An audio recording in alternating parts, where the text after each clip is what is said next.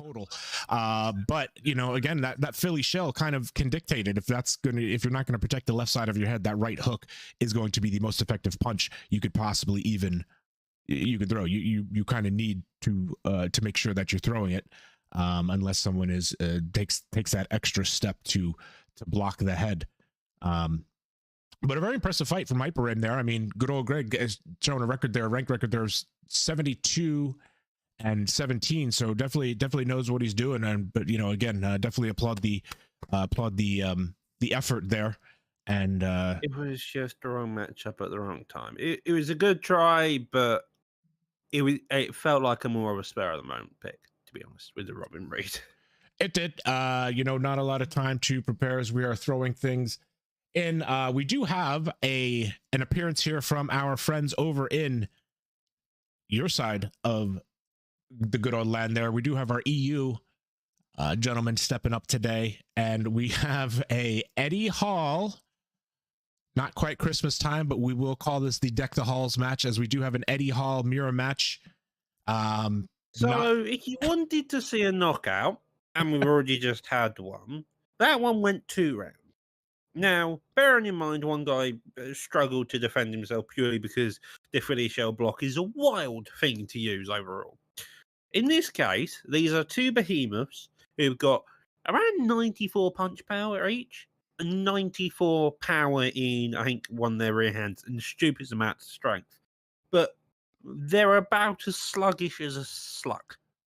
So, yeah, if you want to see someone die, this is the fight. How quickly and how quickly they meet each other into the middle of the ring, that is a different story. Yeah, there is definitely potential in this one for somebody to not get off the mat. As you had mentioned, that 94 strength, but the power punch there of 98, and so they have a lot of heat there in both hands. The defense ratings are low. I wouldn't look. This is not going to be a defensive piece of art for sure. I definitely anticipate these 2 rhinos meeting in the center of the ring and slugging it out. I don't see this one going 8 rounds. They shouldn't make it to a decision. I don't think so. Stamina. Don't think so. You never know. FanDuel odds do have this one at a plus 5,000 for it to go the 8 rounds. So if you are on FanDuel and want to place your bets, they do not seem to believe that it will be either. You rarely see a plus 5,000. Plus 5,000. Well, hopefully these 2 guys will be good to go, and we can go and see this utter insanity. Because I sure as hell want to see what this is going to end up being. Yeah, I mean, every so often you just kind of respect it. There's no other words apart from I respect it. You every once in a while on the card, you got to have one of those just fuck it matches where, you know, you've got Eddie Hall versus Eddie Hall slugging it out. I mean, you still aren't even, we're not even into the league side of things. This is acquisition. You might as well. Right. Might as well have some fun with it. Use Mickey Ward. Honestly, the band's brilliant. I'll tell you that now. 81 rated. Honestly, the best 81 rated fighter I've ever used in my life. But that's beside the point. Eddie Hall, about 76, if I remember correctly. Overall, yep.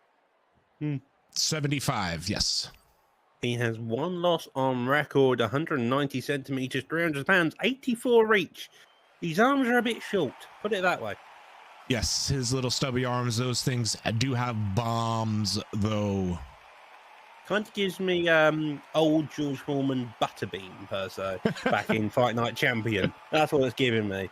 Like old George Foreman with his massive power hooks. You just do the uppercut and it's like, oh, God. Where's that going to land? Or Butterbean, like, just slowly plodding along. No head movement, but he can whack you for days. And I do believe this is the first time I've ever seen the Eddie Hall alternate outfit over there in the blue corner. Imagine seeing an Eddie Hall alternate outfit. I kind of like it, to be fair, white and green. I do like it, so, pointing out on a side note, because this is the first time this clicked on to me. Eddie Hall's got a Philly shell. Have we seen how big his body is? Like, we were just talking about Robin Reed and his Philly shell, but at least that one made sense. What I don't understand is why are the gloves so tiny? It looks like he has these little gloves on. Why are they so tiny? Oh, this is absolute comical. Straight. I don't know how the landing counters. They're so slow. Jab, straight. If I'm both of these guys, I'm just winging overhands at their face. 1.5 damage I'm trying to as keep well. a serious face, but this is just funny. Uppercuts, grabs. I mean, the good part is even a snail could commentate what punches they're throwing because they're that slow. It is handy. Hooks there, counter straight following suit. Eddie Hall in the white, he's doing a lot better. He's landing the counters surprisingly well. The Eddie Hall in the red, on the other hand, he's just trying to land, but he can't figure out this short midget-based reach on such a tall person. Yeah, Chocolate is... Oh! Running forward. Like a charging bull. Chocolate comes... Honestly, he'd be better off clinching like Klitschko did with against David Haye, just leaning on top of his opponent. They'll eventually fall to the ground. Mm-hmm. Eventually will. Maybe both men stumble out of the ring. Looks like, although this isn't Parsec, it looks like one of them looked like Ez there is trying for the headbutt, even though it's really just his blocking stance. Just, you know what? I'm going to hurt you by breaking your hand on my head. So, looking at the stamina as well as damage for the blue corner, 92 with an 88. And that's how much damage the red corner. The blue corner was landing a bit stronger in terms of counters and also got a stun. So you can probably imagine the head health of the red version of Eddie Hall is probably a bit higher. A bit lower, sorry. Right. I was going to say, though, Chocolate, as far as our... We don't technically have an EU division, but we do obviously put EU versus EU. Don't think he's lost yet on any card. So Chocolate definitely one of the premier competitive EU players. I mean, nobody's going to hold a loss of Eddie Hall versus Eddie Hall on you. I mean, even if to the body. Even if he loses here, I don't think anyone's going to hold it against him. No, this is a pure insanity match. I mean, to be fair, Chocolate's doing a very good job against... I don't know his opponent's name, apologies. I mean, there's a lot of counters being thrown. The Philly shell covering about up to his belly button and about maybe a third of a cheek. It seems to be the answer so far. Lead hook landing there, rear hook down there. Lead hook down to the body, straight following suit. Jab there. It feels kind of pointless commentating at this point, but hey-ho. Ducking down, showing the absolute midget head movement of... It's like they're bowing to each other. I do that before every fight. Like right when the fight starts, I hold the left trigger and push forward to bow to my opponent. Once in a while, you get someone to do it back, but which I find funny when they do. Yep, there you go. You got Chocolate there. On that note about the head movement, how much neck does Eddie Hall have? Because I feel like he doesn't have much. It's just wood. It's like a tree trunk. It's just concrete. The right side of Ez's face there. You've got to imagine a headbutt from Eddie Hall would absolutely kill you. Like, not in one of his punches. If he just went clonk on your head, you would have a concussion. I'm also pretty sure the reach he has on his headbutt is longer than his arms. Yes, no, I think I agree with you there. I'm pretty sure it is longer. Well, so far, lovely job on both opponents. This is 1.5 damage. We've only seen 2 stuns off of Chocolate so far. I'm surprised we haven't seen a knockdown, but we're also in the first round and the stam is still really high. This has gone longer than Kyle Froch versus Robin Reed. And these two men have ridiculous power and are in heavyweight. Oh, Jesus. As showing some wear on the right side there. Oh.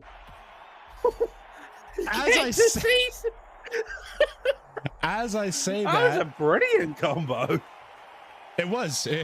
I mean, you could see it coming from yesterday, but we'll take a look at that replay there. He landing with the right hook and then a couple to the body and finally putting him down with the left hook to the head as Ez takes Chocolate down for the first knockdown of the fight, the first of what we anticipate to be many. Lead hook coming over the top there. Chocolate trying to get his bearings again. More confident to begin with in the beginning parts of this round, but a knockdown may have just evened out the scorecard so far. With a red version of Eddie Hall is trying to find another shot there, landing over the top of his head. The Philly shell again only does so much damage. A minute left, and he's just... That was mean. He punched him in the back of his head, and then he fell into the lead hook as he's trying a power shot.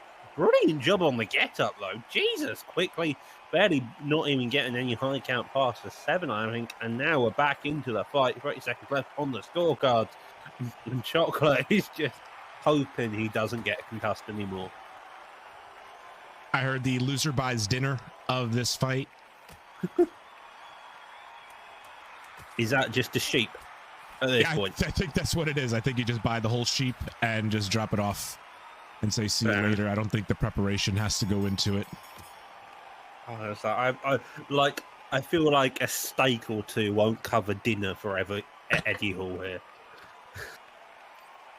Looking like Ez is going to need a frozen steak to put on the right side of his face there, as that is the only visual damage that we can actually see, surprisingly, with the judges there. 10-8, so a 10-9 and a 10-9 by Chocolate, and then a 10-7 in retaliation, winning the scorecards. If I've ever seen something come back more, Jesus, I'm getting scared. Like, they are wanting to send each other up to heaven by the looks of it. Just that power each time they engage, it's a bit of a scary time. Just, yeah. Oh, God. Also noticing not much body work being invested in by either men, as they are looking only for headshots.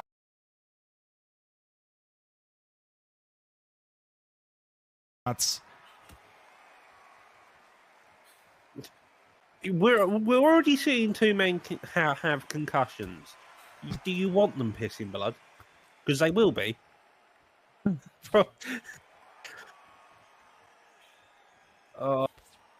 I certainly would not want anything like that, but you know, you got to win the fight, you know? Yeah, it's exactly. It's all in the name of entertainment. So, you know, sometimes you win, sometimes you piss blood.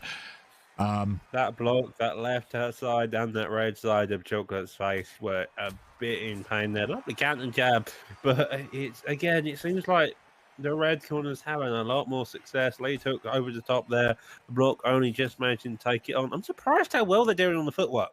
For saying the guy's body probably weighs about 17 tons compared to his leg, he's doing quite good on the footwork.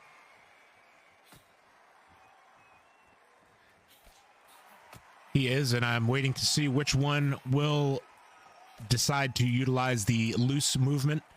And if anyone here who has played Eddie Hall and used him in loose movement, he's basically a little go-kart with a Ferrari engine. Just the man is in hyperspeed. Well, we're down to 55% health and 83 stamina? I don't know how we're on 83 stamina, to be honest. Like, we're rounds 5 out of 8, and we're on 83 stamina. What is going on? Yeah, conserving for those later rounds. You know, you can't land that power punch with no stamina. So Chocolate probably looking to pick his shots. I mean, obviously he can box. He can outbox him. We won the first couple rounds there. Just the 2 knockdowns being the big difference. Yeah, I feel like both of these guys need to take a book out of Carl Froch's book and just go, okay, he's in the Philly shell. I'm going to batter that right side, and I'm going to batter it like a fish. You're making me hungry, Doc. I really want some battered fish now. As if I'm not going to say anything about the sheep. I don't have anything funny to say about that. I'm going to leave the sheep alone. But yeah, that right side of the face, actually, of Eddie is getting battered. And it looks like Chocolate now trying to work that left side of the face a little more just to make it even. Oh. A lot of power shots being thrown by the red corner. Chocolate trying his best. He's got the stun. He's got the hooks. He's got another hook. He's digging down to the body. He needs a power hook, but he gets out of the way. Only just a bit of a scary time. Chocolate had 3 stuns now. Hasn't been able to get us finished. Now Eddie Hall's just teasing him with the head being out in the open. He has no neck. He's only got a trunk there. Just a trunk. I'm having a whale of a time. And I'm sure when headbutts are in, he will have a 99 power on that as well. He seriously should. and he should have a really, really powerful illegal shot. Well, that's all I'm saying. If Eddie Hall punches you in the balls, you are down for the count. Right. That's all I'm saying. Yep, that's his secret. His secret there is slugging it out there in the final few seconds. But that is, I think that should be the key in the game there, is that a headbutt or a testicle tickler you're instantly down on the mat. Here we are now into what round is this? I've lost count. I've been too busy just enjoying the insanity. It's a lot of counter strikes there. Another one landing. Jesus, stick a bit of power behind it, Eddie Hall. You've made a muscle. You should be able to. You should be out for the count. We've seen flash knockdowns. We talked about them earlier. I'm surprised we haven't seen one so far with Eddie Hall. Yeah, both of them doing a decent job, I guess, managing their stamina. But that 98 power punch is. How wasn't he down? I don't know how there has not been a flash knockdown yet when you're getting hit this many times. But nobody knows Eddie Hall quite like Eddie Hall, so. He's just taking the power. Oh, there we go. Getting the counter on the finish, getting the drop there. Lovely job with the lead hook. Yeah, that was a splendid as a boxing technical masterpiece as this is. That was a flash of brilliance there on the hook on the counter. This is a masterclass of something. I couldn't tell you what. Possibly food, judging by the amount of food analogies we've used so far. But they're both having success, and they're both being very busy bees. And Eddie Hall showing a lot of heart there, as there has been 4 or 5 knockdowns already, but getting up. Yeah, you just know that if Chocolate ends up getting put down again, he's down for the count. Is he cut finally? I don't know. I don't see any blood on the mat. He's doing a fantastic job on that lead hand, but if he's clever, he needs to start using that rear hand, because the open side is on the Philly shell, and that's where you clip him on the knockdown. To get the knockdown, you stun him with that lead hand, and then you clip him over the top with the right hand. If he's got an overhand or something that he can pull out, I would suggest using that, to be honest. Chocolate coming on here in the later rounds. Does look like Ez's Eddie Hall has swole on both sides of his head.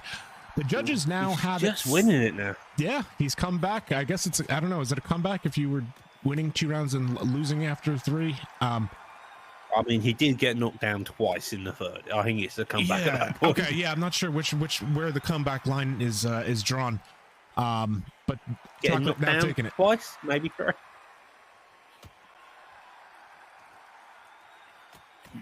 I'm just thinking, Eddie Hall, you know Joe Fraser's lead hook on a power in this game. He should have that. He should just be able to full on just whack someone with a power lead hook. Ghost punches coming into play there all of a sudden. Did manage to get the distance, running forward with Eddie Hall, though managing to get rid of that distance so he doesn't get too punished for it. Now creating a lot of distance. Hooks there, counter hook in retaliation. Chocolate being a bit scared because he knows that he's only having maybe a knockdown or 2 left on his cards before he's actually out for the count. This has gone 7 rounds. Impressive job to both of them because they have knocked a lot of stuff out of each other. They have knocked the stuffing out of each other thus far. I did like how Chocolate there, once he got stunned, he was rotating clockwise around the ring to keep that Philly shell, keeping his glove up and able to block the attempted knockout punches from Ez's Eddie. Yeah, that lead hook by Chocolate. He's been finding a home for it. He knocked he keeps finding a home for it. He's doing an impressive job. Since he's got that first knockdown, he keeps finding a home for that lead hook, and he's just having wild success with it. Yeah, and he's doing Chocolate's doing a very good job of countering. Yeah. As with the taunt, balls on that, I respect it. Close out the 7th as Chocolate was trying to get that knockdown. Wow. I can't believe I've just seen that. I kind of want an Eddie Hall dance off now that I've seen that. I hope they both start dancing.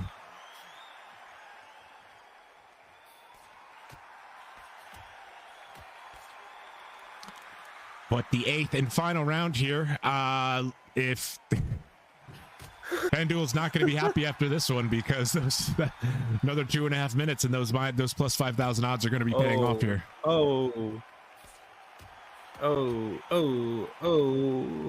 This is a scary time for both of these competitors. Lead hook comes there, coming forward. Rear hook, man, throw it. Oh my God, Eddie Hall's doing a fantastic job. I'm going to say both of these Eddie Hall's doing a fantastic job, but the one in the red corner is doing a fantastic job on each of those stunts because he knows the Philly shell's going to block that lead hook, so he just needs to be wary of the red, of the rear one, and he's doing a good job of moving out of the way of that. Oh, finally though goes down, as I say, that commentary curse kicking into effect, and here we are on this knockdown. Getting the actual, the final of the knockdown there with an uppercut, it looked like. Take a look at that replay there. Catches him with that left hook, blocking it, and then going for the right uppercut. Taking him down, but Ez does get up. But that is a big points there for the 8th and final round. Eddie Hall gained stamina? Has he gained stamina? I think he has. I think he's actually gained stamina from earlier on. Eddie Hall consuming the souls of his victims, even though his victim is himself, to retain his youthful energy and regenerate his stamina. I'm loving the style I'm seeing from the right corner. He's just wanting to go forward, out on his shield, and just swing hooks. Oh, 1 second left. The fire odds of reaching 5,000. Going to decision, may not be able to if he can't get up. Can he get up? Well, that is the question. He hit the mat as the ground landed, and he gets the KO. Oh my God. And finally unable to get up, but as we saw the final knockdown, the knockout there, Eddie Hall, FanDuel is stoked right now that this did not. Yeah, that was a knockout before the. Wow, how would you score that? It literally hit 0. Yeah, it didn't go to a decision. Literally hit 0. Didn't go to a decision. Oh my. 65 across the board. Jesus. Wow. That 10-7 in the third was what mattered. That would have made all the difference had it gone to the judges' scorecards. But wow, a draw going into the final round there. Thank you very much, Ez and Chocolate. We'll pull up the fight stats. Wild fight titles. I mean, I'm surprised we've got 27 and 29 body shots respected entirely. Can we point out that in the red corner, he got 2 knockdowns with a 36 hit percentage. I don't think you could get anything more insane in that film. That was a wild fight. It was the counters of Chocolate there, the extra damage there, 85 counters. The difference that finally put him over the top there in the closing moments of the fight. As you had mentioned there, 55% though, highly accurate out of Chocolate's Eddie Hall. As well, 50 his record there is 45-6. So with a level 35 account, so obviously playing a lot of quick match too. The man has been playing a lot of Undisputed, and you can definitely see that in the 55% accuracy there. 400 punches is not an incredible amount for a 8-round fight, but I mean, you get not purely on output there, but 55% is a very good accuracy, taking just about every single stop besides hooks, as throwing quite a bit They both landed 6 uppercuts. Got to give them credit where credit's due. Yeah, that's true. There was a couple uppercuts. Then uppercut there did put the 80. Is that 85 counters? 85 counters. Yes. How do you go 8 rounds with Eddie Hall when you've been countered 85 times? How do you land 85 counters with Eddie Hall and are still standing? I mean, he did have 3 knockdowns. This game needs to give him more power, especially when it's on 1.5. True. You did all those things considered. The 85, the bonus to damage on counters, landing 85 of them, plus the insane amount of damage that Eddie Hall does, his power does. Yeah, you'd think someone's head would be knocked off there. Kyle Froch did it in less than 2 rounds, but 2 Eddie Halls had to do it until the bell stopped.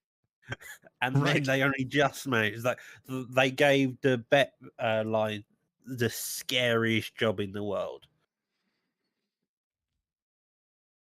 Yes, the poor bettors there. So the next fight we do have up for y'all today is going to be TKO Barber versus Grit God. It looks like we have Crawford versus Linares. Now, this is going to be a very interesting fight at lightweight. Crawford's power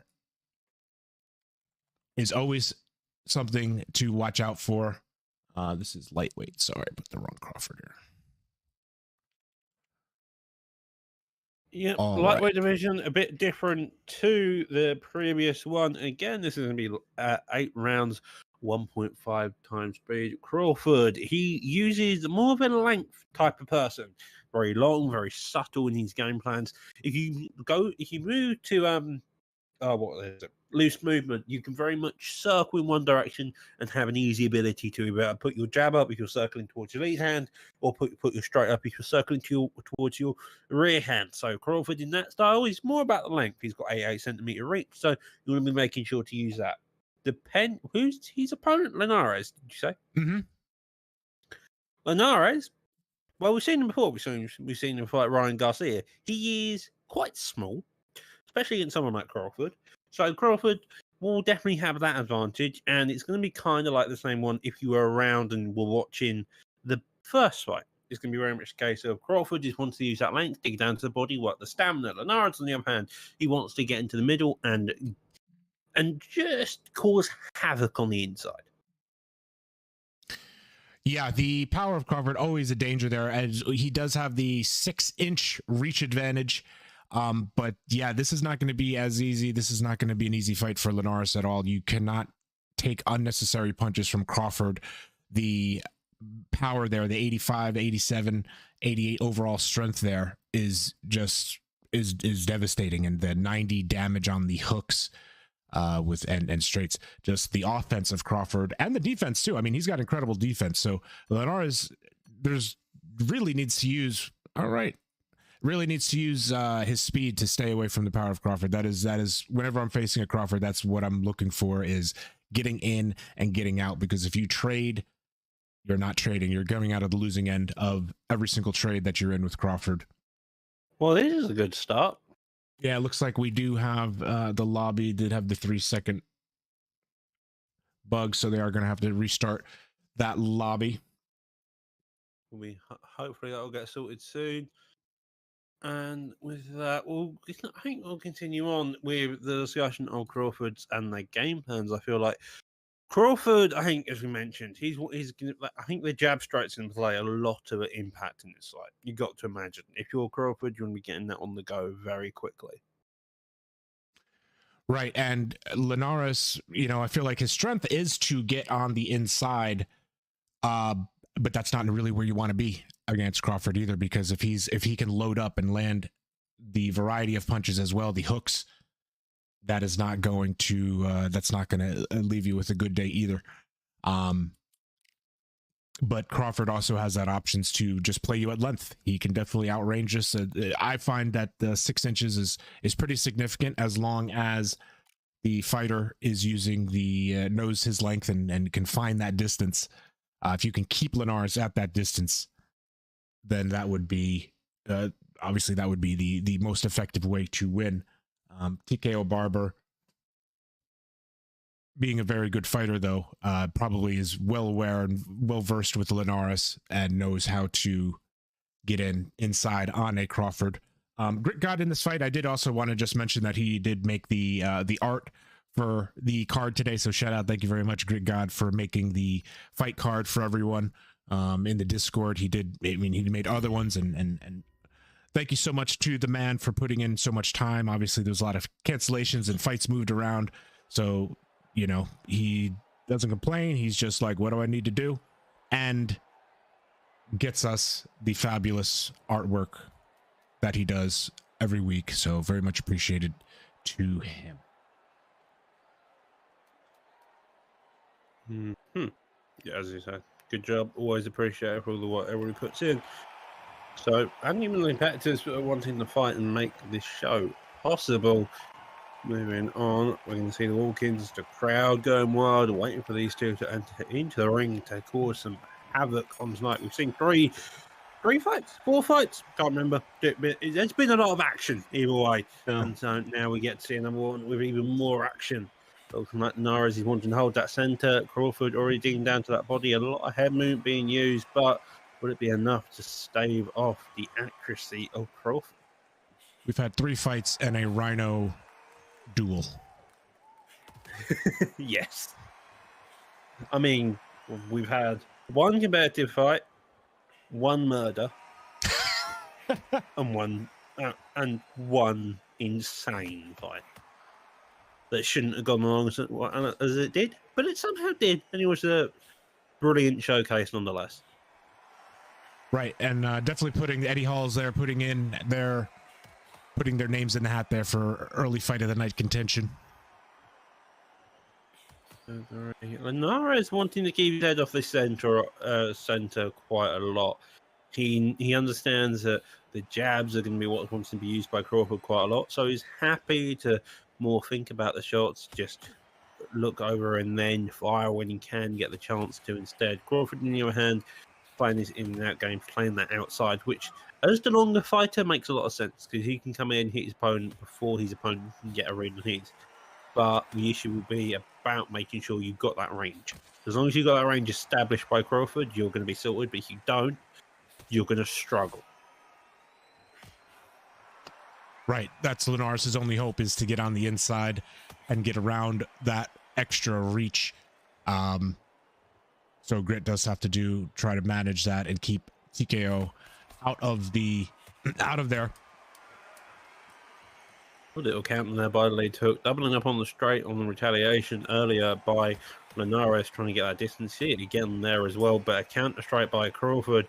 I think Crawford may have stole that round. Those 2 big counters towards the end of that were very competitive, very good in what they're doing. 100% stamina by Crawford. I imagine Linares didn't throw much himself, so that's going to be about the same. Those couple of counters with the damage that Crawford's got, probably going to be a bit lower if you had to take a guess, but it could still be relatively high. Right, and we do see the hands down on Crawford there, showing in the loose movement. Can't tell if Linares is actually trying to see if he's bowing or actual defense there. Yeah, it looks like he's wanting just to keep he understands that Crawford's jab is one of the most key ingredients in this fight for Crawford to get going, because as soon as that jab gets established and starts, he's gonna have very big difficulties in getting in. So if he can make that life difficult to get in and he can do shit like that, he's gonna have an easier time overall. Yeah, and it looks like he's trying to lead, as you said, with the jab, and then follow right behind it with another hook. But from the left hand, he did land one there from the right to the body.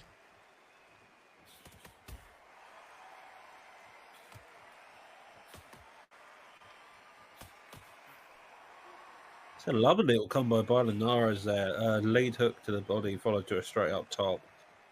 It's short, it's quick, it's snappy, and with a shorter fighter like Linares, when you want to be in the pocket and you want to do a lot of damage, but you don't want to be in there too long, because the longer you're in the pocket, the more chance you get to get hit.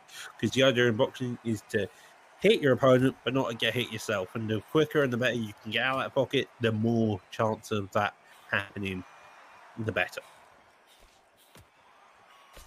Right. And you definitely don't want to, you can't trade, you know, Linares cannot afford to trade here. Just statistically, Crawford just has better stats, so every punch is going to be damaging you more than him. So even if you land an equal amount, Crawford is going to come out the upper hand there. Very true. As we come to the end of the first round. Yep, that was the first of the second rounds. Round, sorry, yeah. First of the second rounds there. Good round both sides. I mean, I think I might give that one to Crawford as well. We'll see if the judges are in agreement with us, but he does seem to be managing the distance pretty well, and blocking. I have to imagine that Barber's having a little bit of frustration in actually landing the shots. He does seem to be getting some good punches off, but the connection, I'm not sure that they're connecting as much as he would like. Lands a nice combination there. So 8 rounds is an interesting one. It's not so little, like 6, where stamina doesn't play an impact, but it's not so much as an extra 4 to make it 12, where having good stamina is really important. Now, Crawford suffers with it. He's got a perk that I think actually reduces his ability to recover stamina, in fact. So he has that issue to deal with. And I don't think his cardio is that great. So the fact he's keeping it this high in the third round is very good, especially if you look at it from that aspect. It's very good. It shows he's got stamina control. He's composed. He can have a few more bursts when needed. But if you're Linares and you realise that about Crawford, dig to the body. We saw it in the Garcia fight. Dig down to that body, cause havoc to that body. If you can do that whilst not getting hit, because the way he's blocking, the way he's using that head movement means that a lot of shots shouldn't be getting through for the most part. And it but to your opponent, it may seem like it does. And if you can use both of those aspects, make Crawford overextend, you can cause havoc in the later rounds. It is a risky move in round 3 because you kind of want to be doing it from the start, but it is a possible viable tactic if you wanted to. Also, very important that I just noticed, they both have the same shoes on.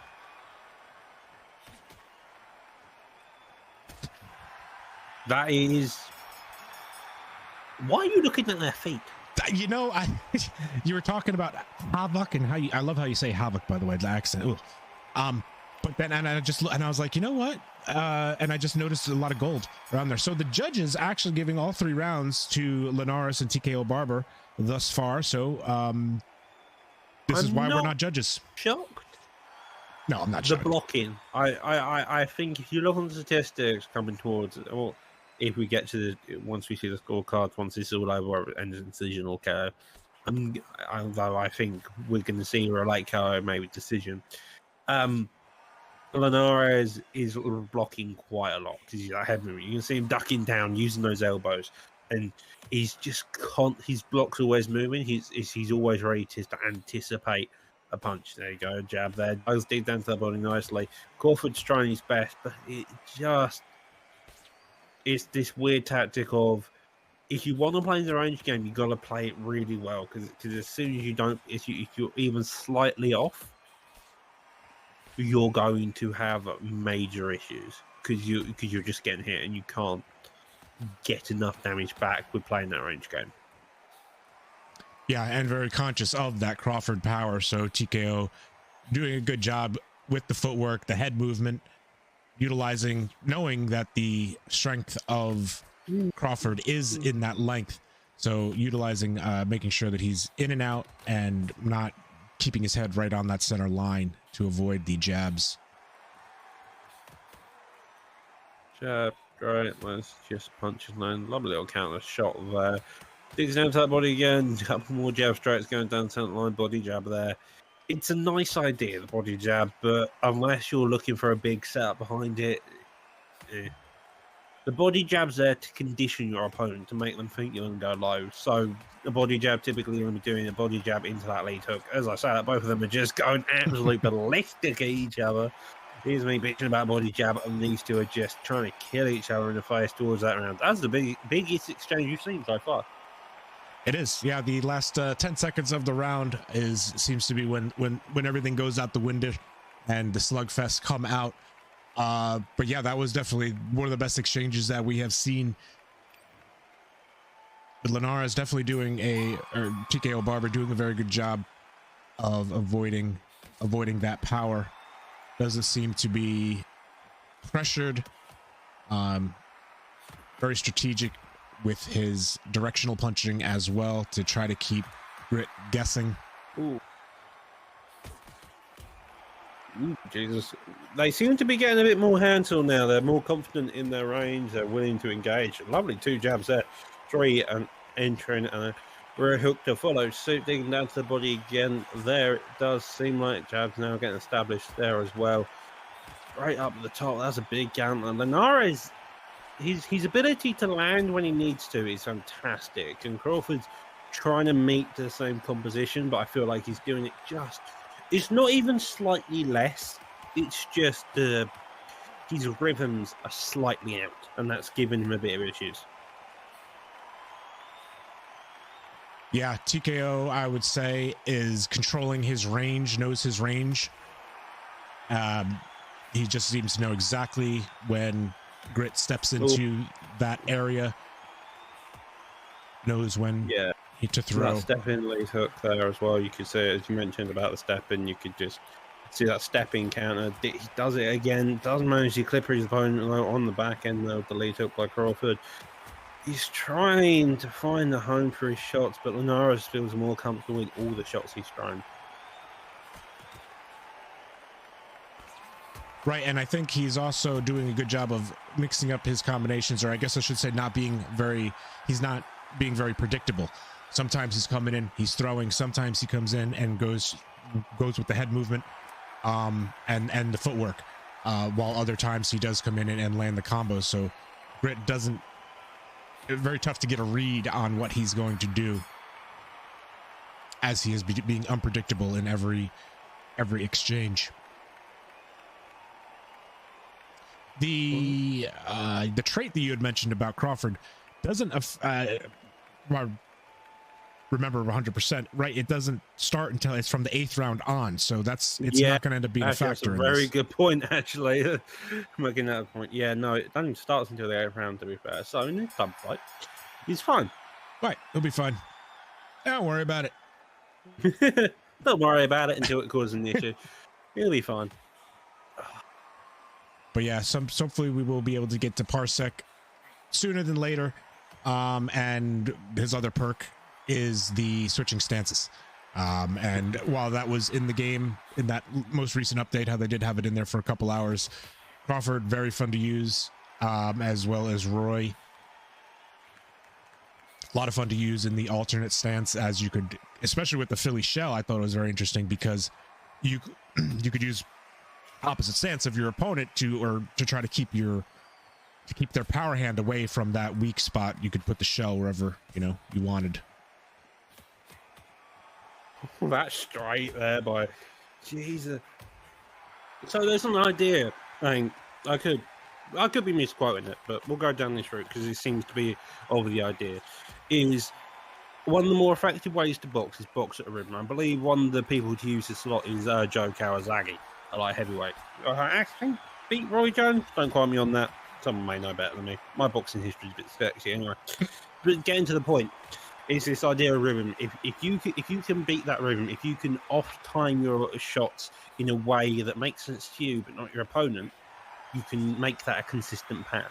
And that's what Linares is kind of doing, because you're seeing that with the hooks to the body and a strike. And then sometimes he's engaging and going that hook to the body and then doubling up on that strike. He's changing it. And that different tempo is giving havoc to Crawford here. I got to say, Crawford's trying his best, but every time he's engaging, he seems very flustered, confused, and he's trying to read on the shots he wants to fire, but he's struggling, and it's an uphill battle. It's no deficit to him. It's more of Linares' ability here to find shots as he taunts there and gets met with a jab to the ear. It's just, his ability to find the shots and then being able to escape that, just because the way he's fighting tempo. Right. It seems like Linares is, we talked before about fighters that fight longer or seem longer than they are. Linares feels like the faster fighter here, despite not actually being the faster fighter, but he's being played as such by Mr. Barber.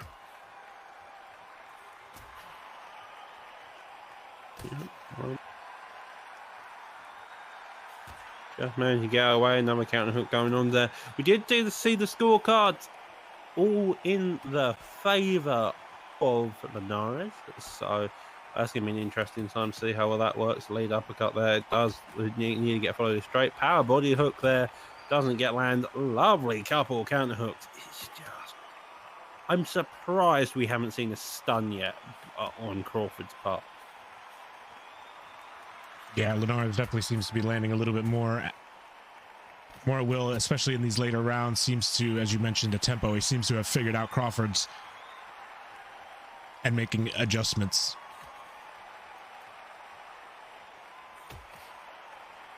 Yeah, the adjustments made in between rounds have been minute, but they've all added up to now, and you can seriously see that with Linares' ability. He knows when he can dig down to the body, when he needs to back out, what type of head movement he needs to use. That straight there being met, only nearly being clipped by that lead hook, the hit stun, allowing him to get out of that pocket before it happens. Jab being met by Crawford, but manages to move his head that way, dig down to the body, come up with a straight afterwards, and again, it's that. Crawford, he's trying to... Sorry, not Crawford. Linares, he's being the pressure, but he's putting that pressure on, then walking backwards, and Crawford's just following.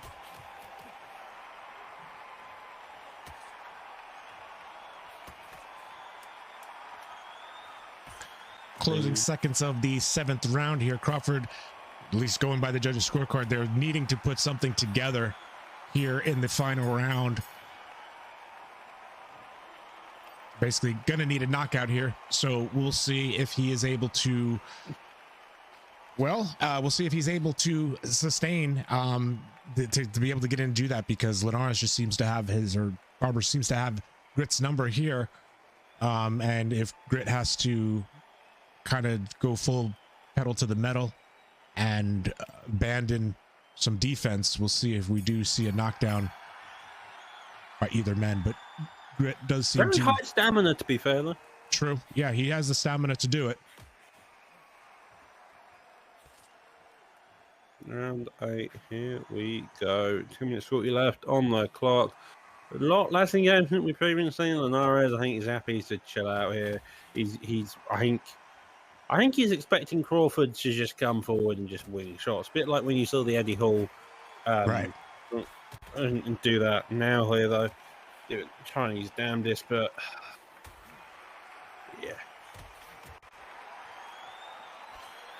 yeah, this one a little bit more technical than the Eddie Hall fight, I'll say.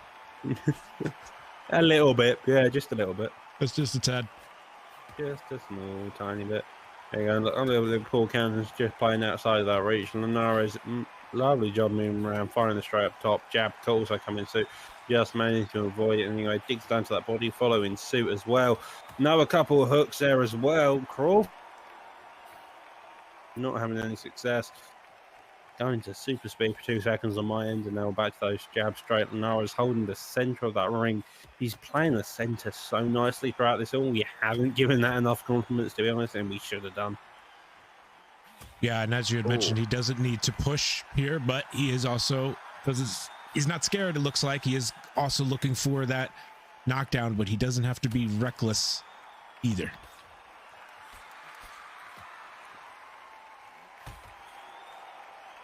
Power shot there coming out from Grit to the body with a nice hook. He is playing a beautiful fight game.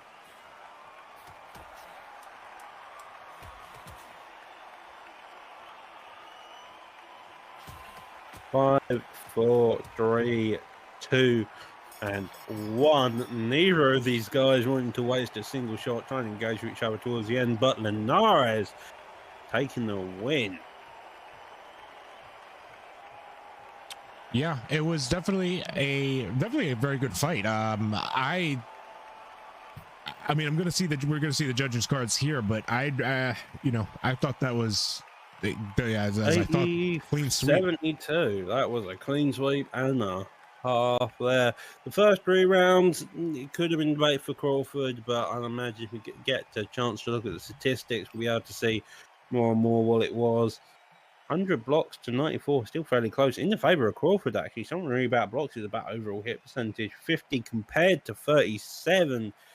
Kind of been the name of the game for this entire card so far. One person landing about half their shots, the other person landing between 30 and 40%. Yeah, 50% there. Yeah, exactly. Like you said, one guy, very accurate, 50% there with Grit. Less accurate, 37%. With Crawford, though, he's got one punch power. So, sometimes you can still get away with not being that accurate. Surprising 0 knockdowns either way, with Linares taking the body as needed. With Grit also landing some body shots there. Obviously, we can't see both stamina there, but and we do have the stamina covered of Grit's, but his stamina was really not an issue at all through the entire fight. So didn't have a not much to worry about there. But that power of Crawford is the one thing that you're looking out for, and we do see that Grit was throwing a lot of the jabs, and then looking for that power hook as well, throwing 82 power punches and connecting with 34 of them, with Linares and TKO not doing not throwing as many power punches, but didn't need to. I mean, he was just landing with very high accuracy and the counters as well, but the jabs, utilizing the jabs and the straights with the uppercut sprinkled in, but landing at a very high percentage there. So TKO very much putting on a clinic in a way, very accurate, great head movement. That was something we haven't seen too much of today. Just not being in the pocket, not keeping his head on that center line, and frustrating Grit there. But a very good showing there for TKO Barber. Absolutely one of the better fighters that I know and have sparred with in the past. He's practicing all the time, sparring. So a very good outing for him, putting in a lot of work, and it definitely shows there. Very good job overall. So from one technical fight through and through, we're going to move on to a heavyweight fight this time. Bigetti versus Whitey Beans, I want to say. We'll call him Witty. How about Witty? Willie. Yeah, Willie worked. Willie, sure. We'll go with Willie too. I said Willie, but okay. Whatever. Accent there. Whatever. You know who we're talking about. But that guy. Anyway, by the looks of it, this is going to be, I want to say, Alexander Usyk. Yep, it looks like Usyk versus Joe Louis. So we'll pull that up on our mandated card here. So right, he's dangerous. Guy... Sorry, good. So one guy's a southpaw, so you're going to be fighting around that lead foot. The jabs are going to be the biggest issue there across the board. Joe Louis is consistent across all areas of his game. He's got a boost and he's got a perk. He increases his power punches by 20%, I want to say. If I'm not mistaken. Don't know that one off the top of my head. I believe so. Usyk's also, that rear hand is very much open to the open side of Joe Louis's body. So if you want to see body work, Usyk's the man to do it against Joe Louis here.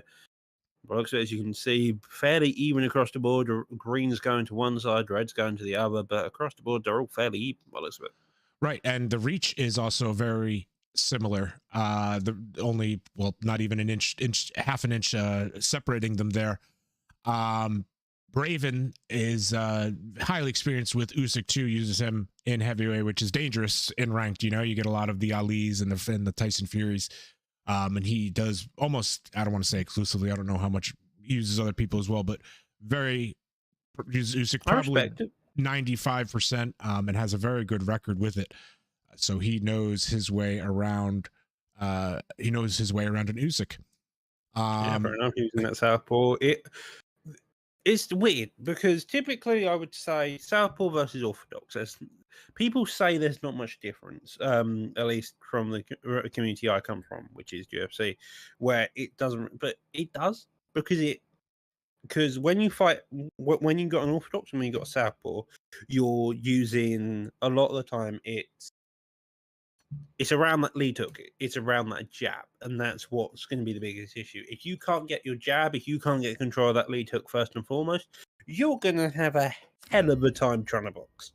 Put it that way. Mm-hmm. However, if you've got two southpaws going at it, typically that confuses the southpaws quite immensely because they're used to dealing with that lead hook. They're used to having that lead hook battle, and suddenly you've taken it away from them. And so it's sometimes that case. In this case, if he's used to using Usyk and Joe Lewis, of course, isn't a southpaw, he can't switch stances, so he can't put that type of confusion onto him. In this case, it's just going to be just normal going for him. He's going to be able to just continue on, play around that lead foot, play around the lead jab and the lead hook. Right, and you can see Raven or Girardi's, well, Raven.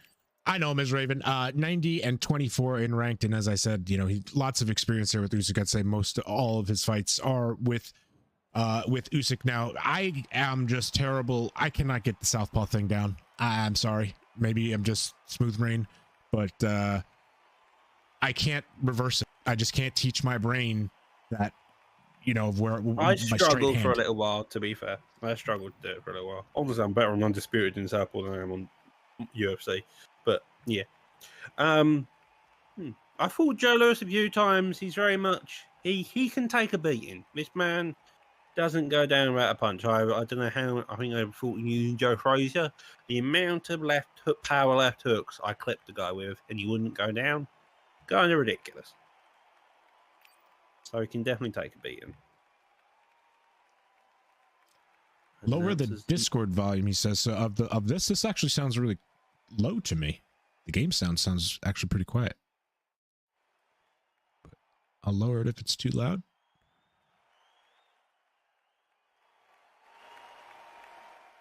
Oh wow. Once I touched it, it went really low. I'm looking at the meters now, so 1 second here. It's good now? Okay. All right. Well, the fighters have been introduced. We'll figure out as we go. Keep us informed in the chat of any of the sound issues, and we'll try to get them sorted the best we can. Evolving as we go, shooting from the hip, Eddie Hall style. I don't think I'll ever get over that Eddie Hall mirror match. But here we are. Touch of gloves there, just as Duran got skipped. Now both of them are coming towards that centre octagon. Joe Lewis already putting his ass to the side of the rings. He's wanting to circle. He does not want to engage very much. He wants to play this length game. But looks like he does seem to be longer than Mr. Alexander Usyk. But again, it's all about the head movement so far. Digging down to that body. That was a lovely couple of shots. Jesus. That's a way to start the round off. Oh. Yeah, those are some nasty uppercuts. Yeah, really nice combination there. To the body. Again, 8 rounds, as we have said, so you can invest in it, and it can become an issue if you commit. But we'll see if Whitey Beans makes that change to start defending it more. Wow, slugfest going on right now in the stun. Yeah, I ain't shocked that happened. Jesus. Like, you wanted to waste all your stamina doing that. I want to say you deserve it. Jesus Christ. A bit of a spam on both sides there. Usyk just digging down that body non-stop. Lewis going for the hooks. And Usyk still only manages to get the body rock. Now, though, the knockdown happening off of the uppercuts to the body coming galore, wanting his internal organs to be turned into mush. And with 50 seconds left of the first round, Usyk has already got a 10-8. Yeah, and it did definitely, they just a flurry from both sides there, so no surprise that, well, someone was going down there, it seemed. Someone was going to go down. That is definitely true.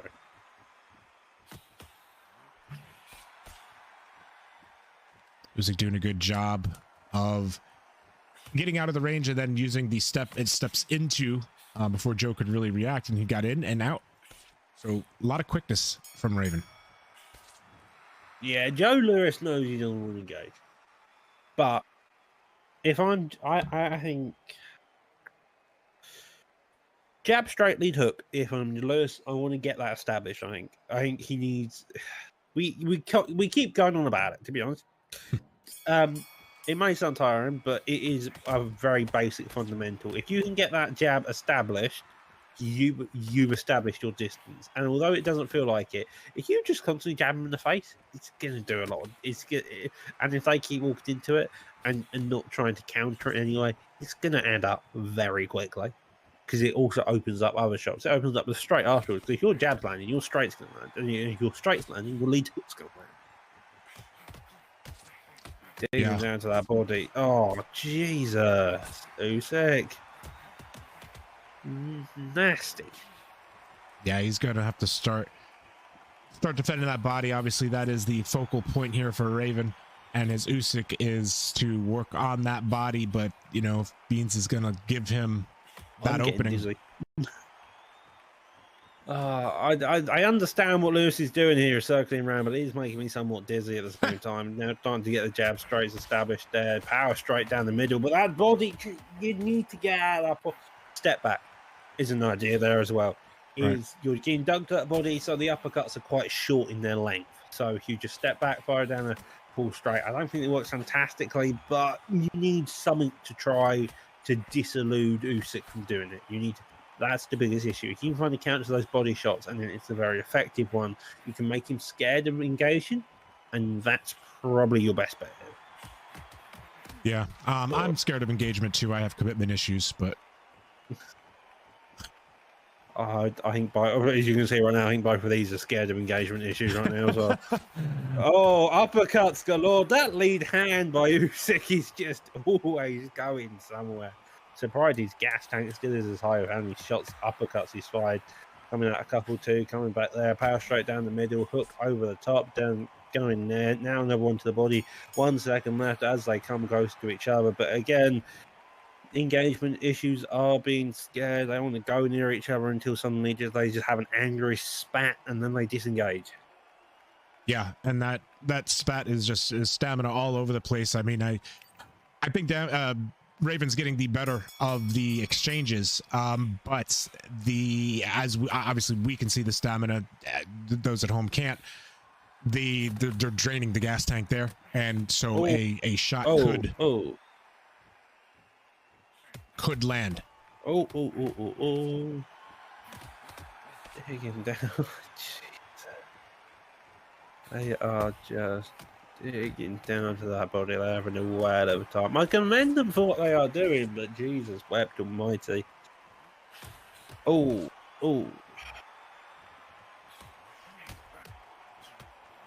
doesn't care. He doesn't. He's brute forcing this. I've got to say, there's technique, and then there's what Usyk's currently doing, which is just okay. Ooh. I know what I need to. Oh Jesus!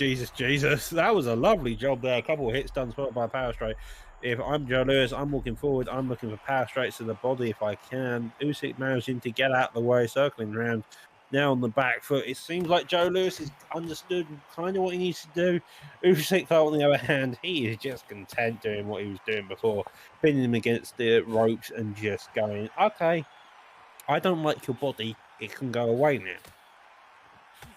I'll be taking that body if you don't mind, Mr. Lewis. But yeah, finding that straight seems to be the focal point for Mr. Beans here. Is the counter, is his counter to the body, working on that little headpiece of Usyk. But so Usyk does have to be careful about the damage he's taking up top. This is a classic body snatcher versus headshot master. Joe Lewis already shown he can get the stun. It definitely seems like Joe Lewis has worked out, okay, I ain't winning the body battle, but I can certainly punch him in the face and possibly get a knockout. He's got power in those hands. His power punches are quite high. Usyk's stamina is also quite high. You can't see Lewis's cell. It would be nice too, otherwise. But it seems like this is now starting to even out. We saw the first round, Lewis was trying to get to grips with it, trying to understand what was going on. And although Usyk is winning 30-26, that doesn't necessarily mean Lewis is out of the count. Nope, absolutely not. We saw you got the stun there, and it's so, like you said, we can't see the stamina bar there, but how much of the investment is paying off for Usyk, and how long is Lewis going to be able to sustain and hang in there to be able to continue dishing out the damage as we get later in the fight, as it is only halfway through here into the rounds. Very curious to see what his stamina is looking like, and if he's going to have any stamina management issues later. Yeah, no problem. The amount of volume Usyk's putting on, it's kind of actually impressive that his stamina is as high as it is. 1 minute 30 left on the clock into the fourth round, we are now? Yep. Yeah, so halfway through it is, and it's very much, it started out at a mental pace and now has definitely reduced in its ability to. Lewis understanding, blocking the body. I'm surprised the uppercuts aren't going through somewhat just because the way the block is, but he's managing to do a good job here. A couple counters though, and Usyk doesn't care about this head. He does not give a damn. He just wants you to be pissing blood all over again. Oh.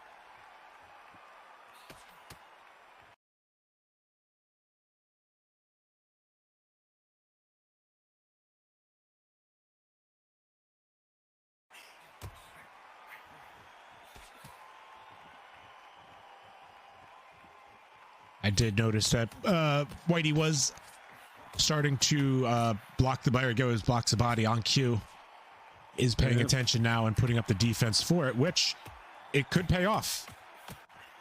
Because, well, I mean, paying off as in, sorry, there was just trying to, thought something might happen there. But Usyk draining his stamina there, and, you know, he could easily get stunned again. Because he's just throwing right into that block. Yeah, if I'm Usyk, I'm not Usyk. If I'm Usyk, I'm paying attention to my stamina bar a bit more. If I'm Joe Lewis, I'm waiting for him to end his barrage of punches to try to cause my organs to explode, and then firing back to that head as much as I can. Right. I think that's what you want to do with Joe Lewis, to be honest. But the difficulty is it's trying to be it's being able to stop that barrage of just pure hate at this point. I feel like it is, and I don't know what Joe Lewis did to him, but he did something, and he ain't happy about it. Oh Jesus! Yeah, he doesn't want.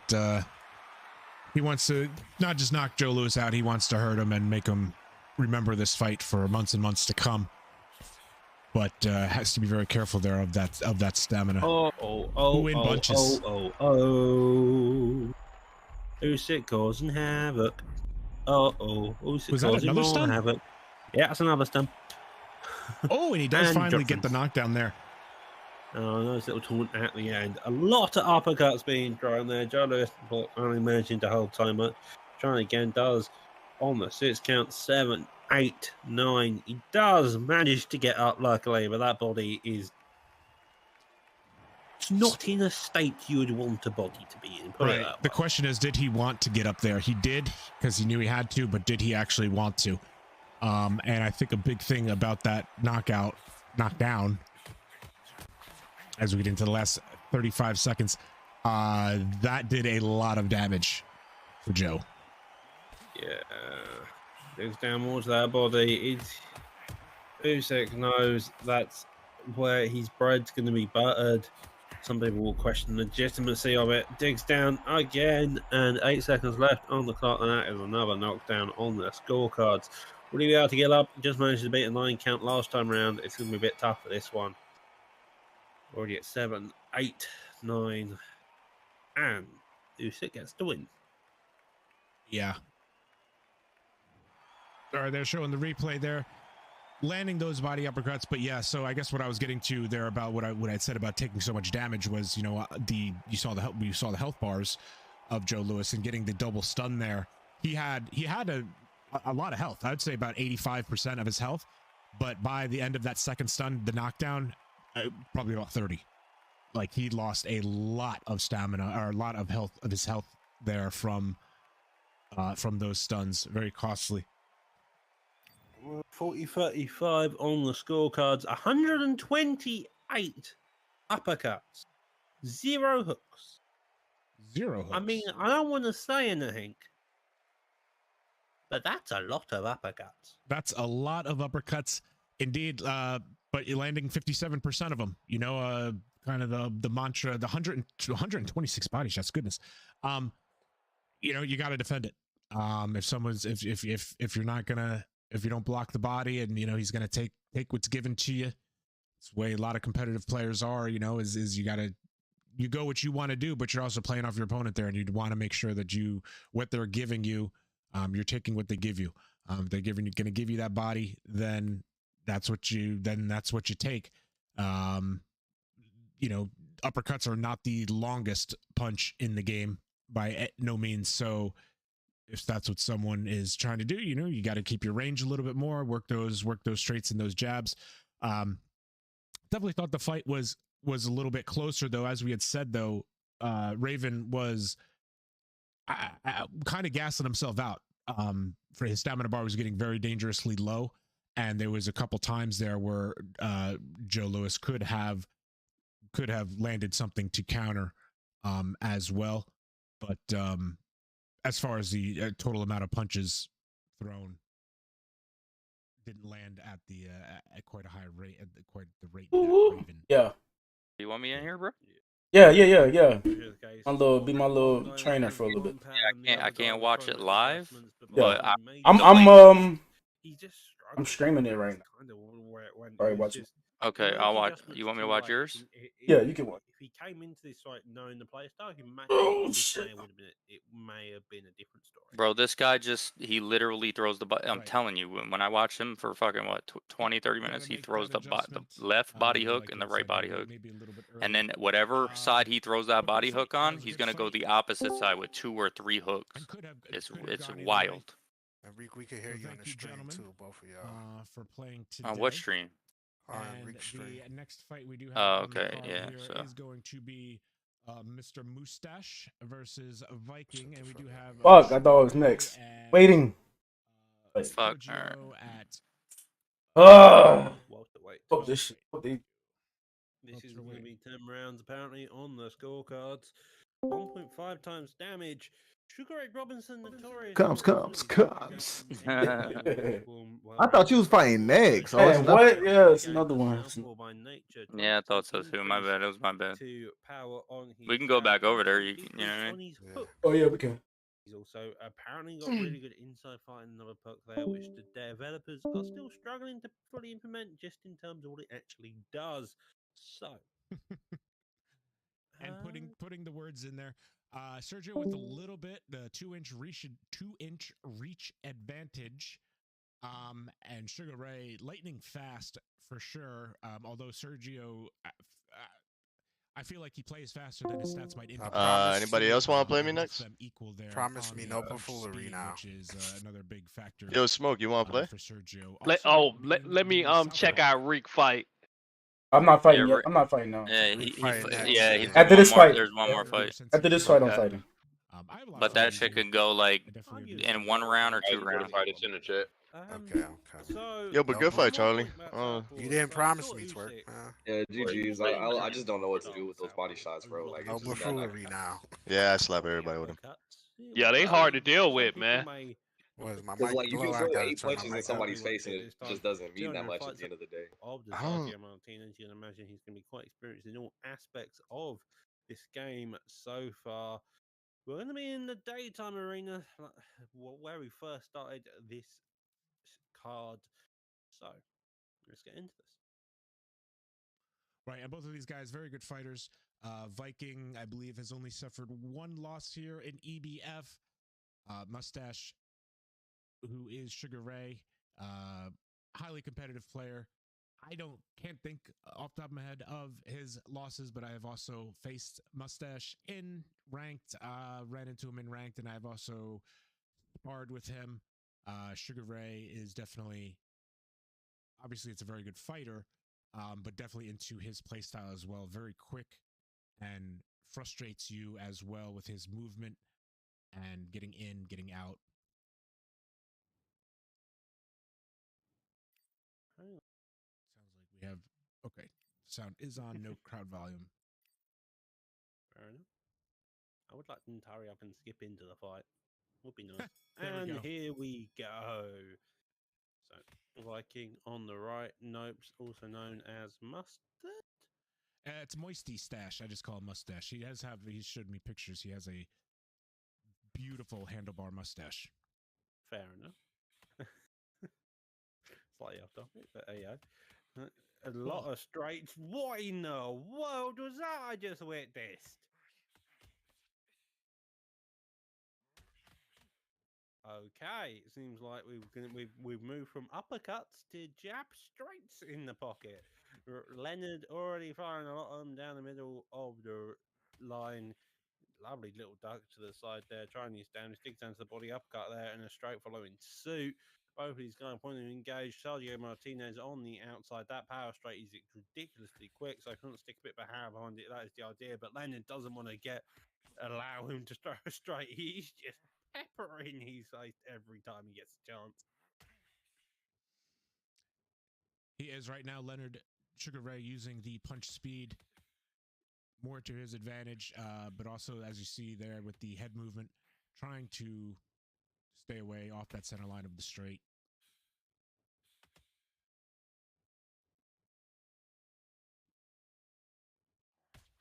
Kind of dancing around.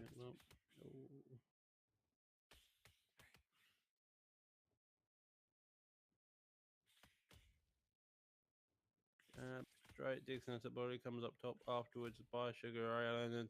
He seems to be the more active fighter so far. Sergio Martinez is trying to find a way around the block. Does land a couple good hooks there.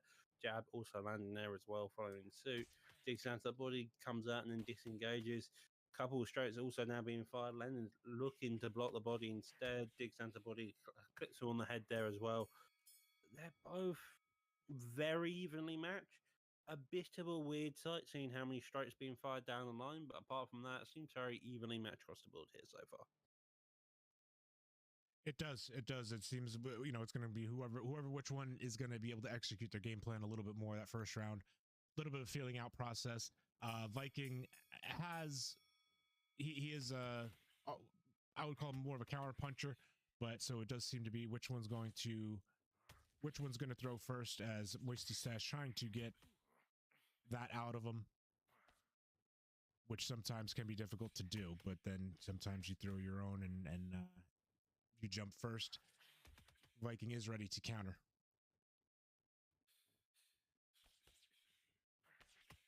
Takes down to that body, goes up top again, a couple of jab straights, also following suit. That lovely straight up top also lands. No one goes there as well. Both of these guys mixing it in from top to bottom, trying to find each and every hole they can do. So far, very evenly matched. It's going to be the matter of, as you said, game plan and adjustments here. Each round allows a new adjustment to be made, and that's going to be where their bread is buttered, it seems. Yeah, Moisty using those steps clockwise and back, trying to find the right angle that he's looking for here, while Viking seems to be a little bit more content standing in the middle and reacting when he has the chance.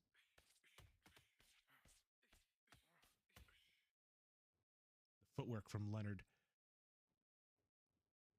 being utilized here to try to stay away. Lots of straights and jabs coming out from Sergio. Yeah, it's very if I bring you back to the Linares fighters we've seen before, it's very much their style, but now it's being implemented by both of them. And so that's kind of given this completely different aspect, because it's all about that range. It's not about the hooks. It's not about the uppercuts. It's not about the insanity of two Eddie Halls going against each other.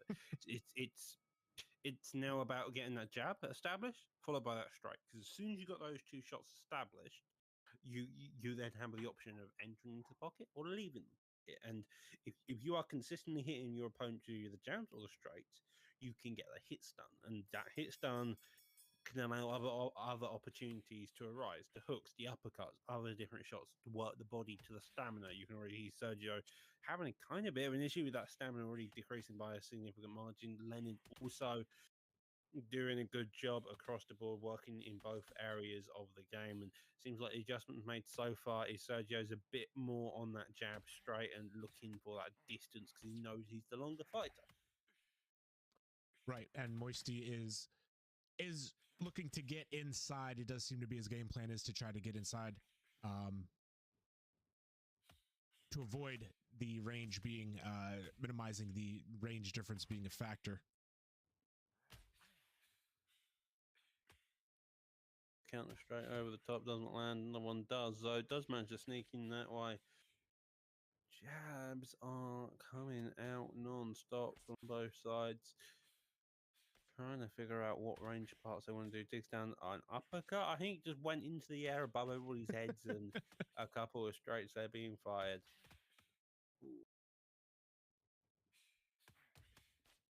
Ooh. Moisty made it in, stepped out, and then took a step to the side there, looking for that angle. Trying to get around the block of Sergio. Yeah. The angles being cut are going to be your best option here because of the way the straight punches work. If you can rotate on an angle and on a dime away from those punches, you'll have an easier time to get final counter. Maybe circle out to the side, lead hook, use that loose movement, then start circling to one side, then get them conditioned to you to go on that side, and then go the other way and look for a shot down the middle that way. It's about the case of tricking your opponent and setting traps to find the best and most straightforward solution for you, but not so straightforward they see it coming and make a massive adjustment, which then screws you over. Right, and Moisty, they're certainly he's definitely finding those angles on the footwork, left and right, and the directional punches. The judges' scorecard does have the first two rounds going to Viking, with the last round going to Moisty. So a 29-28 lead there for the blue fighter going into the fourth round here. This is a 10-round affair as opposed to the 8 we have seen. So see that body work of Moisty start to pay off, especially as we get into the later rounds and neutralizing the options that Viking has to work with. Slow and steady wins the race. Both of these fighters methodical in their nature, but Martinez is gas tank. This man has a very high endurance, about 95 if I'm not mistaken, 90 in terms of condition, and his stamina is that low in round 4. It's gonna look more and more scary as the fight continues, I've got to say.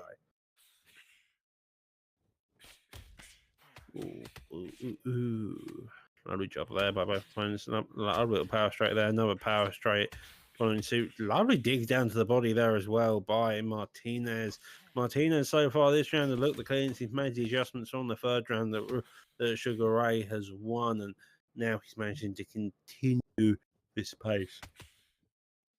Yeah, I just wanted to double check on that for you. 89 endurance for Martinez. So one of the only things that his stats at least indicate, straight up stats indicate of being higher than Sugar Ray's, but Sugar Ray here, Moisty, is the speed and the footwork is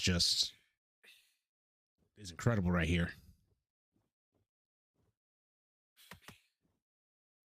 As you mentioned, the conditioning of Sergio Martinez have been higher than Sugar Ray's. You got to imagine what Sugar Ray's is currently. This is looking like it's going to be a drawn-out battle of who can really clip each other when they've thrown, when they've exploded, and when they've wasted their stam trying to beat the other guy, and then it's going to be looking for those big counter shots afterwards.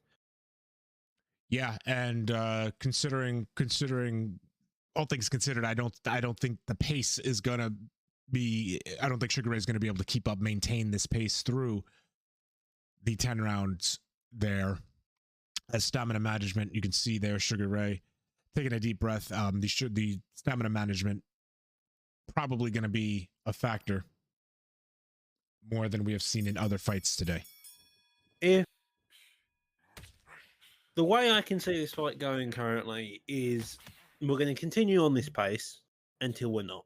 It's just going to suddenly we're going to hit about a brick wall where neither of these guys can keep that pace, and then suddenly we're just seeing knockdowns and stuns. They're just going to batter each other until their health is so low that all it does is take 1 or 2 shots, because they're giving their time themselves to recover, but eventually they're not going to be able to give themselves that time to recover because the opponent is just going to put on the pressure, and that pressure builds up into damage they can't handle. Ooh. Yeah, they'll probably be coming in looking for the counter punch, but the initial punch isn't going to be thrown because everyone's going to be very, very careful about what they do. As we also have mentioned, Sugar Ray utilizing a lot more footwork as well, which does cost stamina. Not a lot, but it does cost some. Yeah, Martinez though is using a lot more power punches. That's straight. I'll tell you that now. Has been a power punch nearly every single time.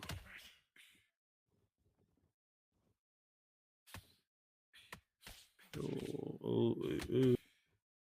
Engagements across the board by both parties here. Nearly looking for the uppercut. Does manage to sadly not get it. Does get countered. So just staying out of range, forcing Martinez to go, okay, I need to throw because I feel pressured, but he doesn't actually need to throw. And that's a skill in of itself, forcing your opponent to throw when not needed and not feeling it. As you can see, movement there, footwork there by Sugar Ray, leading off to the side, digs hands up body, comes up top again. That's been a combo that we've seen throughout this entire card, digging down to the body and coming up top with the straight afterwards. Yeah, and it seems to me that Sugar Ray is more like we had mentioned about the footwork, in and out and to the side, while Martinez seems to be content just standing flat-footed, not really using any back steps of the jabs. Ooh. Yeah, not really using the back steps, the jabs, and the straights to play that range game. Looking at the stamina and health, a 10% reduction in both areas for Martinez. Lennon having a very successful run that time around. You got to imagine Lennon's going to be about the same though, because he's taking his share of shots as well. Down the center and his right side of the face are probably the most injured due to the straights, and Martinez doubling up a couple times there as well. It's looking like it's going to be the case for who can land the cleaner shots when they can right now. Right, definitely a lot of damage here in the 6th. Both men probably realizing they need to be careful. Can't be reckless at this point. A couple punches, nice combination there. Could start to spell disaster. But stamina also, the stamina management definitely being an issue as we see Vikings start to utilize that back step a little bit more to not just sit there and eat punches from Moisty. In round 8, I want to say. I keep losing count of the rounds. 6. Feels longer. Not gonna lie, definitely feels longer. It does. There's been a lot of action in only the 6 rounds. I was a little surprised myself because there has been a lot going on and a lot of damage going out. They're gassed. They're getting gassed. I've only got another 4 rounds. Oh, lovely counters there though by both opponents. It's a lot of action, a lot of pace is doing, but the closer they get to the later rounds, the more and more that gas tank isn't looking like it's going to be very good.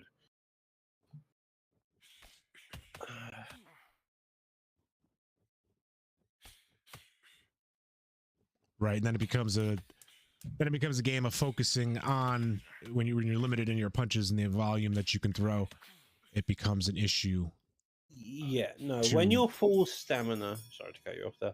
When you're full stamina, you can explode at any point. You don't really care. You can have several mini explosions back to back if needed. When you're low stamina, maybe you get a jab straight.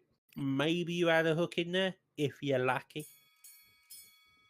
And the judges there after 6 have it 58-56 in favor of Viking, giving that last round to him, but seems to be alternating rounds as well. So a knockdown here would be huge for either men. The question is how much do either of them have left in the tank?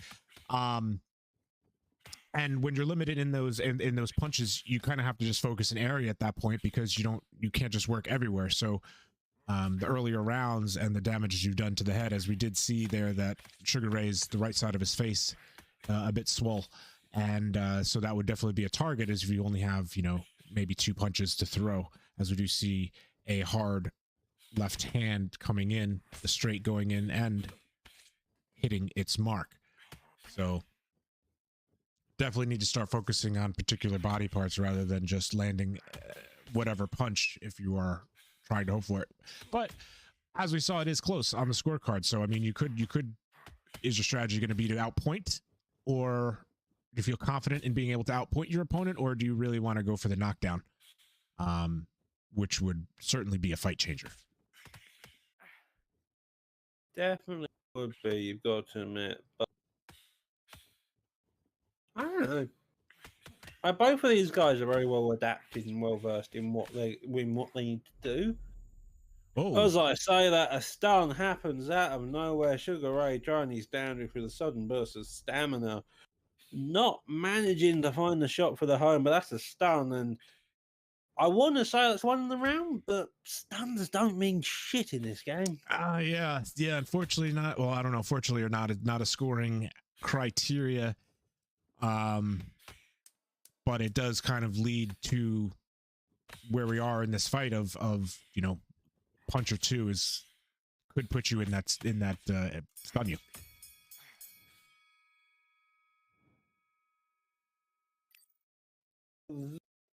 And over and done with, action packed across the board, a sudden stun coming into the way of things. Confidence by Sugar Ray Leonard should be quite high now. Sergio Martinez already struggling, that health looking more and more in a dire situation. The Stam not far behind it. I don't know Sugar Ray's health and stamina, but the fact he's managed to put off a stun like that makes me feel like it may be slightly higher at this point in time. Yeah, and it just overall, he does seem to, well, as he's not throwing now when he's clearly in range, so he is definitely being careful about it, picking his punches more selectively. Trying to look here, it seems like one punch combo.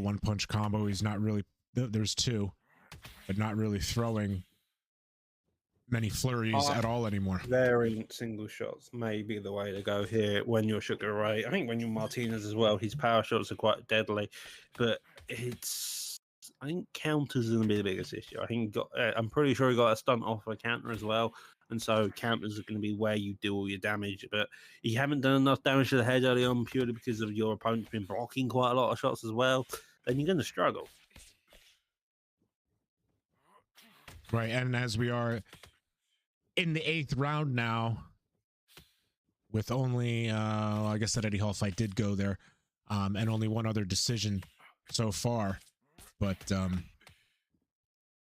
are reaching that threshold there where, I guess, not quite championship rounds, but main card rounds, I guess we'll call them, the final 2 there. All of these things very much coming into play. Yeah. For a second, I thought Martinez was cut. Evidently, just a bit of the eyesight going a bit wrong there. Jab, straight, counter jab in retaliation. D9 to the body, straight up top as well. They're so... They're neck and neck, and they are playing a game of inches. Yeah. Yeah, stun could happen at any moment here, I think, from either side. Ooh.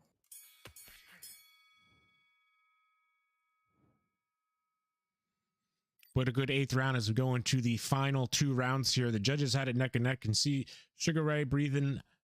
Looks like he's breathing a little bit heavy there. I mean, who wouldn't be? Obviously, we can see the status of Mr. Martinez there.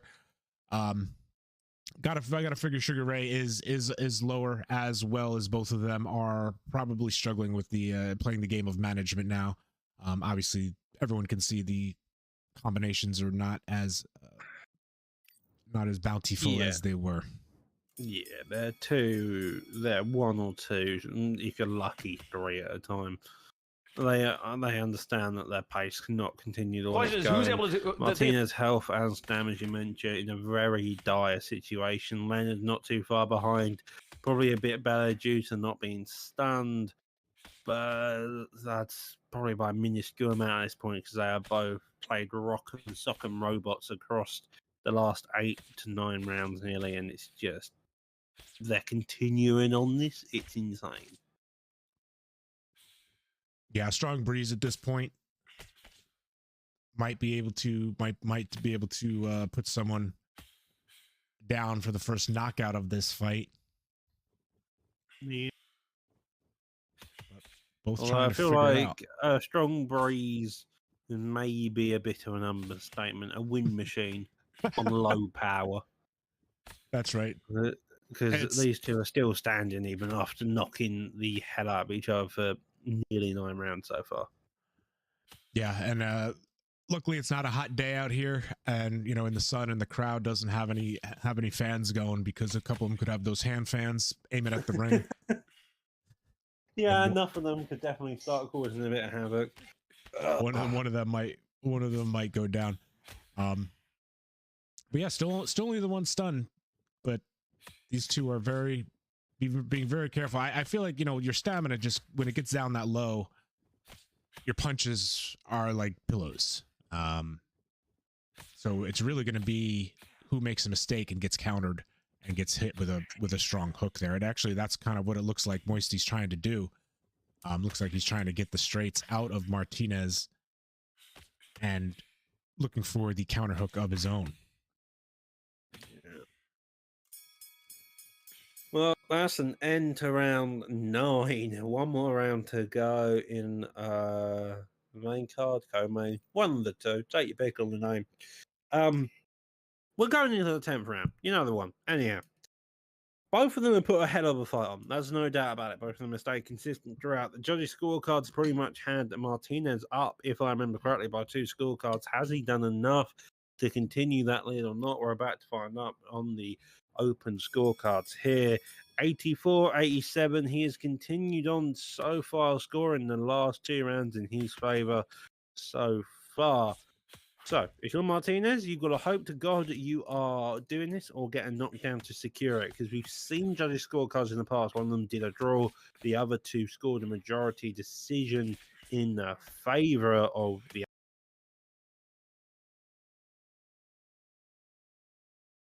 other guy. So judges aren't always consistent. They're judges, they're paid to judge, but sometimes their judging gets a bit questionable.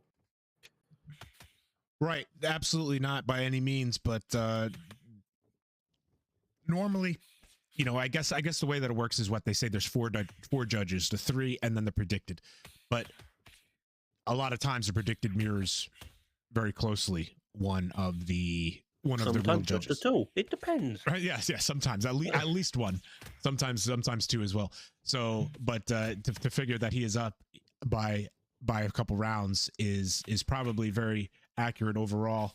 I just don't see the power necessarily happening. One of the judges might favor power a little bit more. I feel like the accuracy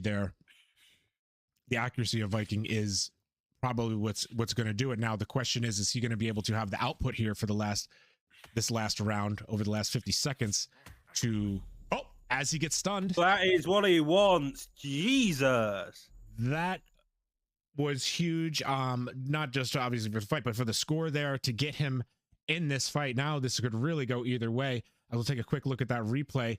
We do see the left hook and then throwing to the body as well, which stuns him, and then coming in again. And it looks like, I couldn't tell there if maybe he actually, no, he didn't take the knee, right? Because he did have the minigame.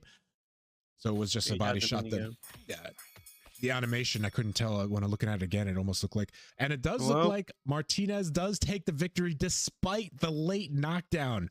But Moisty adding some added drama there in the end of the fight. I mean, there. That's nothing. That's not a loss to be sorry about. No. He went out on his shield, getting the knockdown in the very final seconds, bringing it to 1 point. Yep. 1 point. One of the judges there, Artem, having it 95 all with the other two just having Viking and Martinez win by just 1 round. But that is an extremely close fight. Absolutely nothing to be disappointed about. As you said, the judges there are all mirroring the exact same, just about the exact same card. Yeah, it was the exact same scoring all the way through. For some reason, the little blue line is not on the round 1 for Viking there. So it threw me off. But yeah, the judges One are the judge identical scored cards. the first round. So the third judge, 10-10, that's what it is. 10-10. That's Yeah. what I'm looking at. Okay. I would love to see the statistics of round 1. Just specifically round 1. Yeah, I'd love to see him locking on both sides. 191 to 164. Definitely went into the favor of Martinez for the jabs and straights. Overall, 45 and 45 respectively. A bit 365 shots, 361 landed. Very much 800 shots across board. Both their pace very much similar. Martinez, a hell of a lot more jabs, a hell of a lot more straights. Robbins, Sugar Ray Leonard, on the other hand, hell of a lot more hooks, hell of a lot more uppercuts overall. Only 6 on the scorecard for Martinez, 112 for Leonard, with 60 to 42 counters in favor of Leonard. That's a very competitive fight. You had 2 very different styles. You had more of a Leonard using the inside fighting tactics. You had Martinez using those long tactics for a lot of the fight. Yeah, and as you said, just almost mirror 6. I mean, how often do you see a fight where there's only 12 variation in punches thrown, 1 different in the amount landed, both landing at 45%, a very, very high rate. Well, not an extremely, not over 50, but different story when you do look at body shots. Though you got 112 into the favor of Robinson, if I'm not mistaken, going about around 40 in the favor of Martinez. Was kind of that big difference there. Yeah, 150. Wow, I didn't notice that on the off the top there. Yeah, 152 body shots. Wow, that's So that was obviously we don't want to give too much information away from the meters, but yeah, Martinez there was absolutely struggling with those last 2 rounds. He had nothing in the tank. So those body shots are really paying off in the 10-round fight, for sure. Martinez also with the 95 on the power punches, definitely throwing a lot more of them. Possibly, I want to say, if that was 12 rounds, Martinez wouldn't be conscious. Yeah, probably. I'd be curious to see what Moisty's what his stats were looking like as far as his health and the stamina goes, to see how much punishment he was able to take. But no, I think if it did go 2 more rounds, I would agree with that statement, Doc. I would definitely say 2 more rounds that Martinez was not going to be able to. Either way, very close fight. Congratulations to both opponents. Good job on Sugar Ray Leonard for coming out, nearly getting the knockdown, nearly bringing that point lead back to 1 singular point. That was an insane move to make there. And Sergio Martinez for being able to read it correctly and causing a bit of havoc across the board there. Yeah, obviously we still have another fight to go, but we've got Sugar Ray versus Canelo there at middleweight. But I think that one is going to take my fight of the night vote away from the Eddie Hall fight. Yeah, I think I can agree with that. I think that was a fight. It's game time. Game time. Eddie Hall, last second KO at the very end. That was a performance and a half. It was. So then, as you mentioned, we got Sugar Ray Robinson. Yeah, is it? I thought it was Leonard. It may have been Leonard. That's Leonard. I'm really bad. I'm really blind, and the screen's small. Like that's half my issue. But I'm not even wearing my glasses currently. I should be. Anyhow, I can tell Canelo because he's ginger. That's always good. Off topic, slightly on topic, also off topic. Anyhow, we've got one of the Sugar Ray boys. We've seen Leonard in the last fight. You saw how he was more on the inside, more causing havoc across the board. Canelo, this man will dig to your body. He will make you piss blood. He will make your stamina be non-existent. This is going 12 rounds, so you know for a fact they both have time to work each other's gas tanks and cause some absolute chaos. You saw the importance of stamina management in the last 10-round fight. You're going to see even more this time around. Canelo's going to want to be digging that body, making his opponent scared to engage at points because that stamina is going to be his main aim to get down. So then he can start working right on a fight. Robbins, on the other hand, he's wanting to be looking to counteract that, find the counters, and cause chaos for Canelo getting on the inside. Because Canelo, honestly, he's in middleweight, but he's really short for the weight. Right, and yeah, he is, and the reach identical on both of these men. Didn't notice that before. Very interesting. But yeah, Canelo working that body. Obviously, he has the traits for it, the perks for it. Robinson having a little bit better on the defense. Said you losing at 5. I seen. A 12-round affair. Certainly would pay off in those later rounds. I'm looking at the Twitch, bro. The speed, Canelo with the power stats. Kind of significantly too, especially on his hooks. That's 8 is a pretty significant number to me. 6 on the uppercuts, the accuracy being even across the board, the counterpunching being in Leonard's favor, and obviously, as I said, mentioned the speed. But so Canelo is definitely going to be looking to get on the inside, punish the body, and if this goes to a 12-round affair, he wants Sugar Ray to be crawling. And just have zero.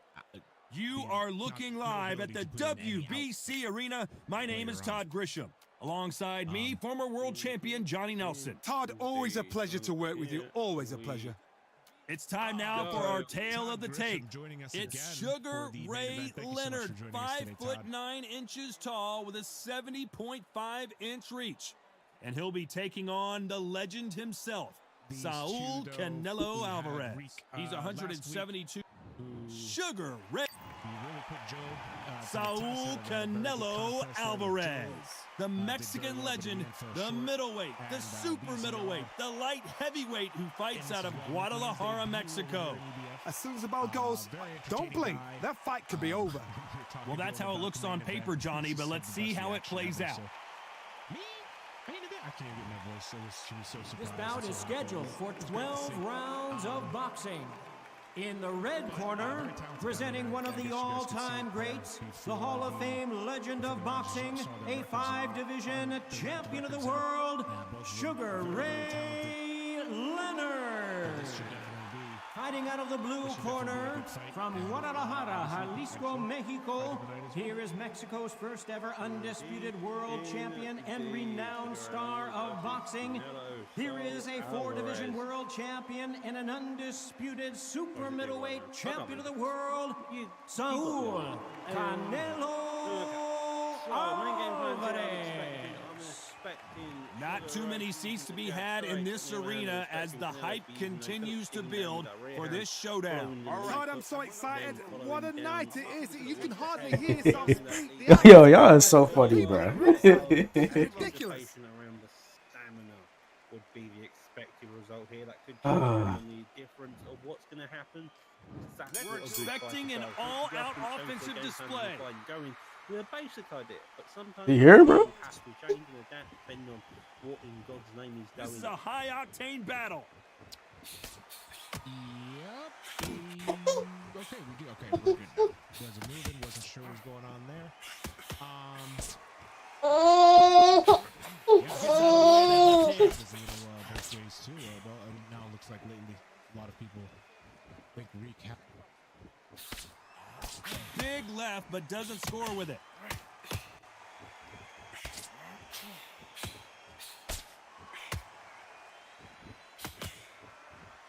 Has this, but Sugar Ray Leonard.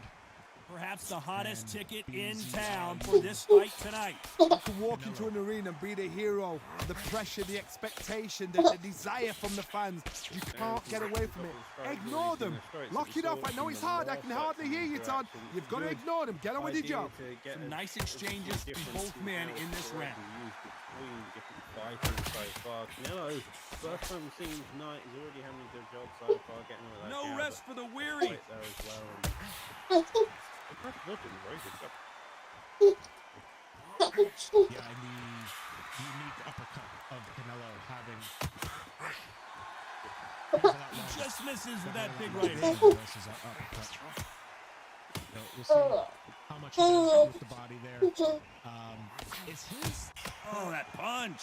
He has two, right? One of them is able to show the left hook, and then overall just more 40% extra to the body as well. So I feel like, I feel like something. Not a lot of defense here at all. Very close round. With Oh, 10 come on, don't seconds start to go. that. Daniel!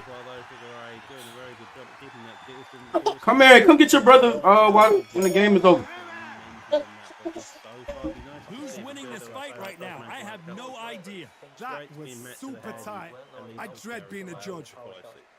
Don't forget the jab and don't get carried away. Yes, I like that round. Good round. You feel good? Good man. Definitely looking like the more of the counter puncher of the two. What you're doing, the gaps will appear and he'll start tiring out. I don't really have any idea either, Todd. Thank you very much for your input. As we do have them mic'd up here, obviously the coach is asking the timeless question: do you fight with your head or your heart? Canelo's saying, why not both? Sugar Ray saying, why not let me just destroy your liver? Or rather that, let me become alcohol. Just give us your liver. Rick definitely Time winding down as we get set to jump back in the action. With Canelo looking for really, who will be buzzed first? Definitely feeling that process. Whether or not we're going to get a full 1 minute down. 99. He's going to keep his elbows tucked into the chest so he can avoid the pain of those body shots. But come on, that leaves more opportunities for headshots. So that winner is going to the second round of this possible 12. Mink with the jabs and the straights already. Taking the center leg gone. If altered on ring, I've been contacting you. Swing and a miss. Right going there as well. But the top. Another jab straight. He didn't take that jab well at all. Canelo needs to figure out a way to cut this ring. An idea would be to see the ring incorporate and work around that central logo. And then keep an eye on this slugger. As you know, he's willing to take 3 to give 1. That's his game plan, and it's worked out pretty well for him so far. Sluggers will hit anything and everything: your head, your ear, your elbow, your rib, your belly button. They are an absolute terror. Some nice exchanges from both men in this round.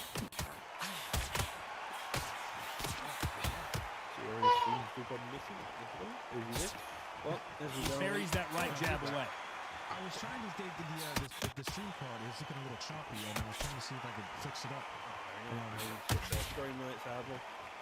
Sometimes it happens. It's just the case. Watch that jab.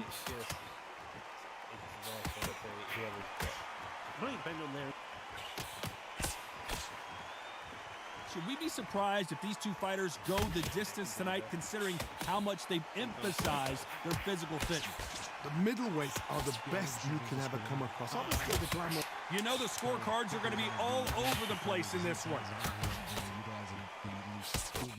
Extra speed that Canelo opting to stay in the state traditional stance. This one could go either way. Every round is so important. So important. The referee's got to do his fight right. He's got to judge his right. He's got to do his job right. Trying to get him to hit air. Look across at him. Look at him now. It's not that he doesn't need a lot of shots. He just needs his short shot burst. As long as he keeps his stamina high, is able to recover the stamina he does. He's going to be the first one to get buzzed. He does so nicely. Entering to the third round, it's going to be all about Canelo. It's going to be about what adjustments Canelo can make. Because currently, Figueroa can continue on doing the same thing he's doing currently. It's all offense, all the time. If he does the same thing for the next 9 rounds, he's chill. However, if Canelo adjusts and decides to change something else, punch scores. Then that's when he needs to figure out adjustments. Right, and as you mentioned before, the cutting off the ring, Sugar Ray kind of just moving around, and then when it seems like he's about to one of these fighters is starting to run out of gas. What do you do as a fighter when you just don't have the energy? What can they change? Can they slow the pace down? Can they hope to knock them out early? What can they do? They've got to concentrate and relax. Because you know what you can do in the gym, you can do it in a fight. They've got to relax.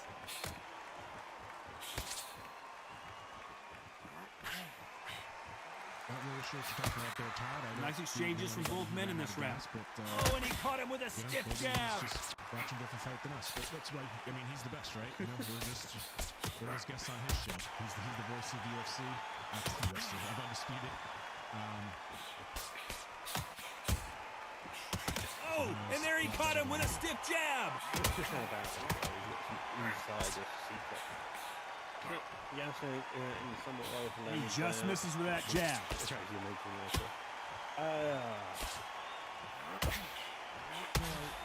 to work on the body. I'm a little bit surprised that he's not investing. How nervous would you get when you know you're facing a big puncher like this guy that can seriously hurt you? You know the scorecards are going to be all over the place in this one.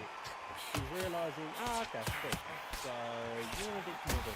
You want to cause me internal. So what I'm going to do is I'm going to punch him. I don't know which fighter is winning this bout. It's too hard to split. Do you listen to your head or your heart? That's kind of what he's sticking to. It's this basic idea of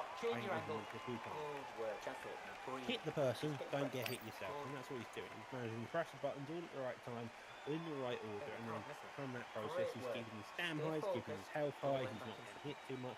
The body work by Canelo you would love to see, but he can't get it going because of his length and because of the way the blocking's going in. Which one of these athletes is going to be the first to get rocked? Leonard's doing everything right that he needs to. Yeah, the speed is definitely a factor in the footwork.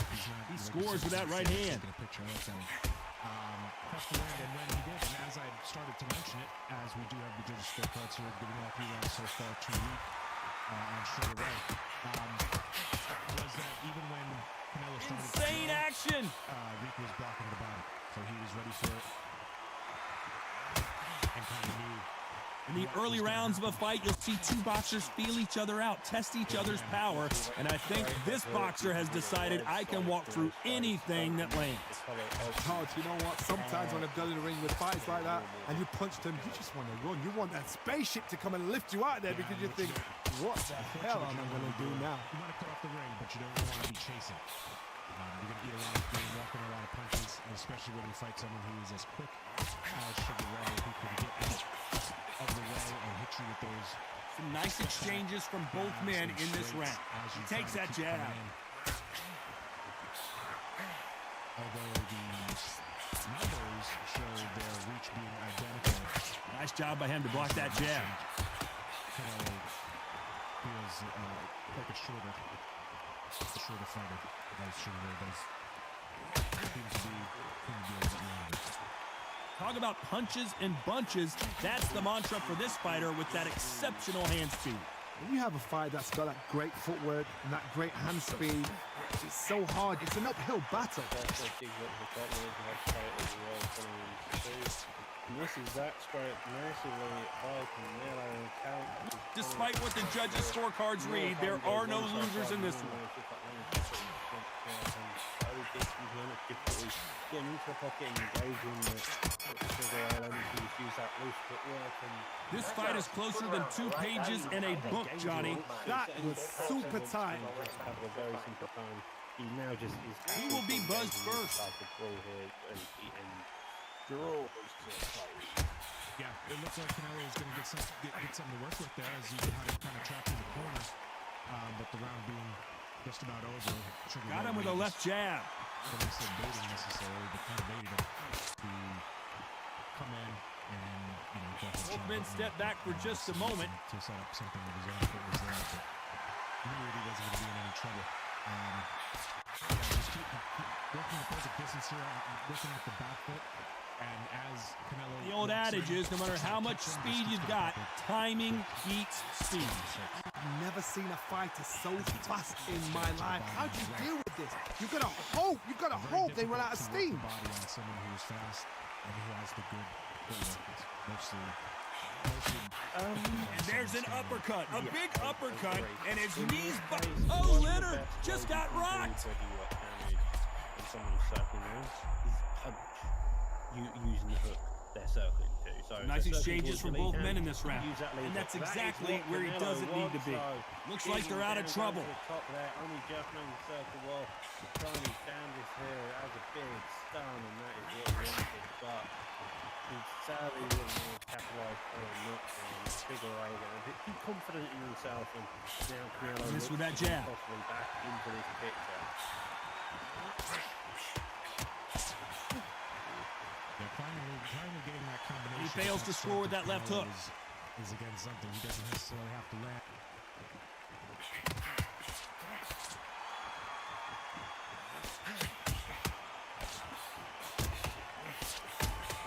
You know the scorecards are going to be all over the place in this one. Sugar Ray is because that power. Hold everything. He caught him clean. Or he will sleep you. This fight could not be any closer, could it, Johnny? So important. The referee's got to do his fight right. He's got to judge his right. He's got to do his job right. Yeah, straight coming down the middle hook, and Canelo having a massive issue. Took with the lead hook, both engaging there. Gets to stun himself. 3 seconds left. He's not going to get the idea. Put the pressure. There's the bell to start round 6. For a knockdown, but Canelo getting the stun early on, building that confidence. Canelo aggressive towards the end of that round. Sugar Ray coming back with a stun. This fighter has determined that they can walk through any punches that their opponent throws, and that's a very confident spot to be in. Because you've got a good chin doesn't mean you've got leather skin. It means you can still get caught. So you've got to go for those point areas, over the eyebrow, the cheekbone. You just got to try and cut them, spin them, go for speed. Yeah, that'll let them dictate the speed and the pace and the range, and both of them really need to, you know, that's really clean what jab. these guys need to do, because if Canelo can do that, he can force Sugar Ray to come into his wheelhouse. If Sugar Ray does it, then he can keep this range going and the speed and keep moving around and force Canelo into. Which one of these athletes is going to say, I can't take it anymore? Now, Canelo power straight there, walking in. That's what Sugar Ray Nice does. exchanges from both men in this round. He parries the right jab away. Done a decent job. Besides that one stun, he's done a really good job of being able to stay out of the wheelhouse. Not eat unnecessary punches, not eat unnecessary damage. Now this fight is in the 5th round. I think it's safe to say one of these fighters certainly has a significant speed advantage. You can tell who it is. So you're getting in there with someone that's so fast, you're prepared to take a licking, because you've got to get some before you get him close. Yeah, no, I'm the same way. I'm blind to Oh, Leonard just got rocked. Sugar Ray Leonard, can you believe it? Just got knocked down. So final 10 seconds of the round, and he is looking really sharp. 3, 4, 5. Stamina management. And kind of where do you want to do going forward, like you had said in the beginning of the fight, the adjustments. And so is Canelo. Well, there was no doubt about who won that round. I seriously hope the judges kept their eye on this fight, because if they haven't, there's going to be absolute uproar. Leonard down for the first time, first knockdown in the fight. Look at him now. Take a look at that. That's a good start. Round 7, here we go. So Canelo eat the straight. Oh, and that ended the round. And we see a counter uppercut to the body, and he misses with that jab. Another to put Sugar Ray down for the first time. So finally catches him, as I was just about to say. There is that power, 1.5 damage, and you know, and Canelo's power. Like, you know, good looking jab. Weak now. The judges' scorecard having it 58-55. That round going to Canelo. All the other rounds going to Reek. However, he blocks that right hook. You got to pay attention to the power. Canelo is a lot of reason that he's not used in the 6 or 8 round fights is because he comes on later. He's a much stronger fighter later on. Later in the later rounds, and talk about punches and bunches. That's the mantra for this fighter with that exceptional hand speed. You've got to ruffle their feathers, Todd. You cannot let them get comfortable, drag them, get them complaining to the referee, because once somebody with excellent foot speed and excellent power gets into the rhythm, the fight is over. Nice exchanges from both men in this round. Also, that's a very big change in the way he's played in the first 5 rounds where he won. So, you know, hey, those punches add up. Canelo now is a little bit kind of dictating it, despite being down in the scorecards, because Sugar Ray can't do what he was going to do or what he's been doing. And he just missed with that left jab. He's going to be able to keep this. But the issue is, Sugar Ray's now hurt. Endurance is becoming a factor. You can see this fighter having a hard time getting out of the way of the punches, and they're not throwing as many on their own. What can they change? They can change their attitude. They can change their nervous system. So a certain amount. A very competitive round with 10 seconds left. And all you have to do is catch him once or twice. Obviously, we've seen these have not. He hasn't gotten these thumbs on long combinations, long exchanges. Who's winning this fight right now? I have no idea. It's too hard to split. Do you listen to your head or your heart? Well, that is something scary, and that doesn't leave you a lot of room for error at all. He's going to be the first one to get rocked. If you're Canelo, you need another 1 knockdown, 2 knockdown. We've got now, that was the 7th round, so he's got 4 rounds to do that. He's been able to end of this. That left hand misses. So far, been able to find the home place. Sugar Ray's stamina is still very high. Canelo's is probably a similar. He blocks the hook. So if he can find just a handful of shots in one place, Canelo's could stand a chance. Yeah, I think we are pretty much at that How point do where they he's not use gonna this fighter's aggression against them? he's not gonna be How able do you to deal fight with an him aggressive because fighter? What you do is you fight fire with fire. You either give it them back because that's where they're comfortable, or you play calm, play cool. I guess technically he could get 4 knockdowns, but no one gets up. He misses with that jab. By that point, it's gonna be the knockout. So You deserve to win.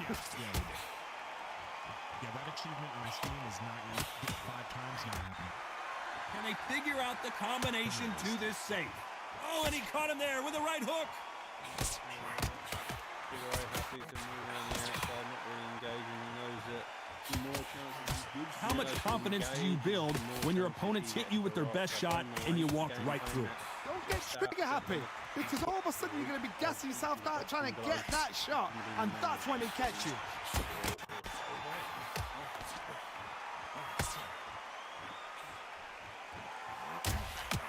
Sugar Ray Lane, nice 1-2s. Big left there, but misses. This round could go either way. 10 seconds to go. Sliding into the way of the hook. Hello. Seems to have a little bit more of the beat. Sugar Ray still landing that straight though. Every time. This one could go either way. Every round is so important. That was super tight. I dread being a judge. Having success in so many encounters, and that's what we're doing, because the more as we counter the lower that side of the head, it will be, the easier it will be for Sugar Ray to get us knocked down or Who will be buzzed first? if he's able to get that chance. So far though, they're having a fun time. They're trying Coming back to life now, starting to land some punches. Kind of been what it was heading them back. No, I used to get enough time to be able to get a KO to win the likely. However, we've seen weirder stuff on judges' scorecards to be fair, so you never know if he still may be. Through the hook, didn't land. True, you have seen weirder stuff for sure. Energy and endurance are not an issue for this fighter who continues to be aggressive as the rounds wear on. I've seen some aggressive fighters like this, and they are a nightmare. If you are not fit, that is the worst place to be, having second thoughts in the ring. But the activity I would give Sugar Ray as well. So if I had to guess, I would still say that most of the judges would, because they have to reward the output that he's got. Can they figure out the combination to this safe? He misses with that jab. But we do see Canelo now. We notice that he's also in his footwork as well. Missed him with that uppercut. He needs to start being able to match the pace, getting over the top of the hook, going up the top again. This fighter's sort of the death by 1,000 paper cuts approach. He'll hit you 1,000 times before you can land one. This can be so frustrating when you're in such a fast fighter that can throw 3-4 shot combinations before you've even let one off. That creates frustration, and that's when it gets hard. But yeah, definitely looks like he's at the point where Very close round with 10 seconds to go. And he closed the show. What an explosive knockdown. I don't see any way he's going to beat this count. 1, 2, 3, 4, 5, 6. I'd probably say at least 7 rounds.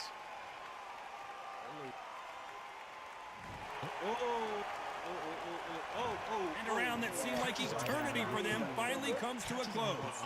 Needs a knockout without a doubt. Needs to go out there and think, right, you know what, next round.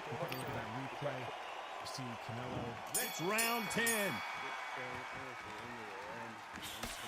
He did Sugar Ray stunning him with the left hook. He blocks the right hook. Throwing the combination instantly, the uppercut coming out before he was even out of the, before he was really able to react. But that uppercut right up the middle, and there the judges do have it. That left hook misses. 8 of the 9 rounds to Sugar Ray so far. Obviously, the knockdown round 8. We both know who the bigger power puncher is. There's a significant power difference. How would you handle that? This could be really intimidating, Todd. If you know somebody's got the punch power, someone's got the speed, someone can take you out with a simple. Damn, that's wow. 1, 2, 3, 4, 5, 6, 7. Who's got stunned? Okay. All right. Canelo getting the knockdown he needs there. We'll take a look at that replay as Sugar Ray. Get greedy, he said. Don't get greedy.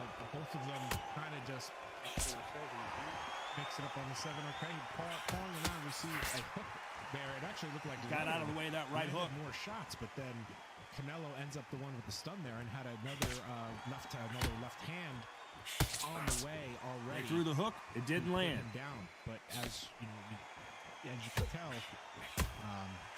one punch and the stun kind of indicative of where we're at with the. They call it the chin. How strong is your chin? Do you have a glass chin? These are things that can affect the fight.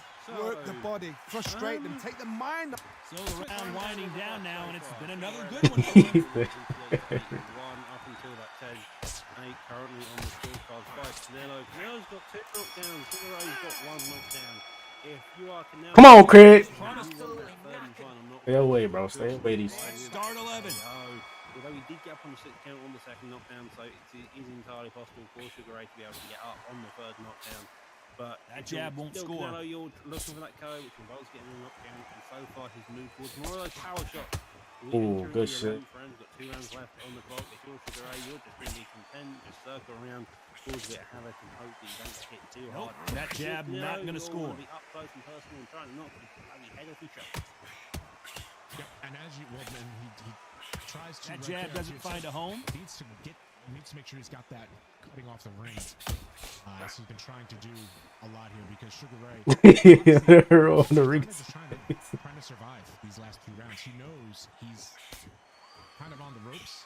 This fighter has determined that they can walk through any punches that their opponent throws, and that's a very confident spot to be in. The problem with having yo, still focus. I got you, bro. I'm trying, dog. This nigga just got the punches, dog. Get your shots off, and they forget you can bang too. He got the fucking punches, and I'm like, it's just a misconception of pacing.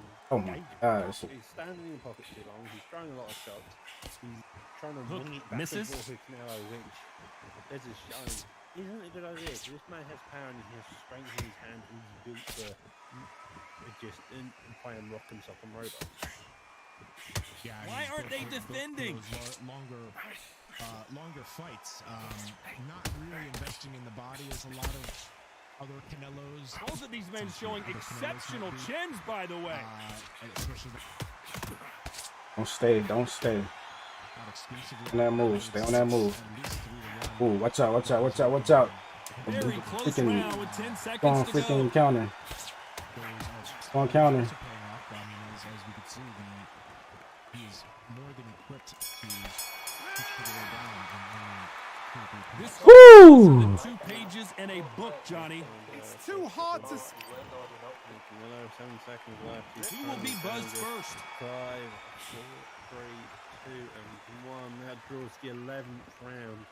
And we're going to the final round of this card. The main event so far. Sugar Ray Leonard versus Canelo. Sugar Ray Leonard for the most part. That man is taking my I think block. it's safe to say See that? one of these My fighters block is gone certainly after like a has couple significant punches. speed advantage.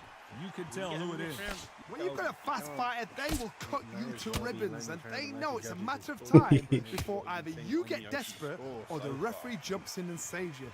This is a natural gift. Canelo really doesn't have, in my opinion, unless, you know, he's the one playing, you know, sometimes you just feel... You can tell he's stronger, but he's not faster.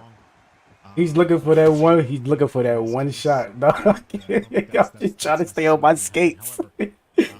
I'm just trying to stay on my skates. Try to stay on my skates right now, yo.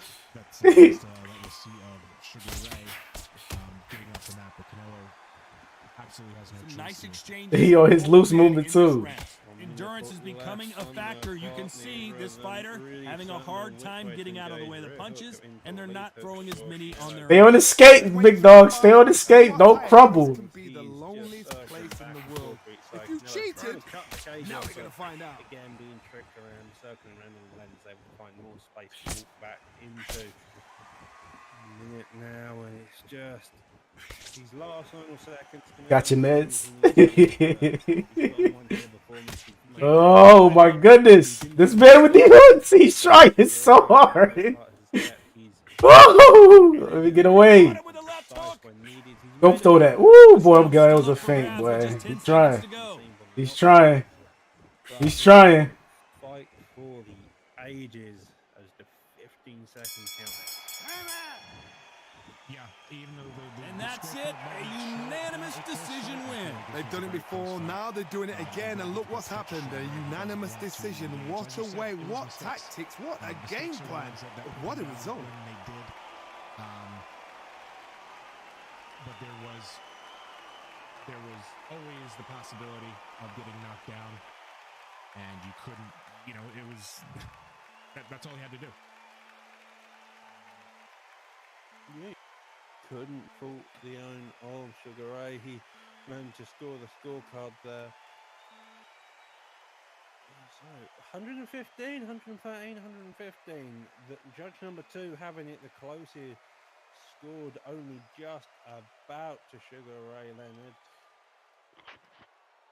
Yeah, most of them giving, definitely seeing the fight start to tilt in Canelo's way for those last couple rounds there. With most of them giving, heading that way. Definitely felt like it was favoring. Again, this was another fight that maybe if it went 15 rounds, the outcome might have been different. But huge story there. Yeah, Jesus, the counters, the blocks, 70 the counters, the output, or the accuracy there. 36 to 55. Yeah. Reek, absolutely accurate pinpoint. While BZR, I mean, granted, you know, he was playing the out game, the outboxing game. And when you are having to not only close the distance against someone who's fast and who's agile, moving around, you are going to miss a lot of those punches, or, you know, be caught in the block, be hitting the block as far as the accuracy goes. So difficult to do and difficult to catch up there at the end. It's very difficult to catch up to a Sugar Ray that doesn't want to get his head taken off. No, he put on the fantastic performance. Sugar Ray managed to find the right holes where he needed, understood which and where to go, kept the distance, played the long game against someone like Canelo, which of course is what you want to be doing, because Canelo's didn't have that body. You can see 106 body shots there, 40 in retaliation. It was a good performance, a good try for both dudes. Canelo definitely made moments where it was his, but overall, it was Sugar Ray Leonard's fights from start to finish.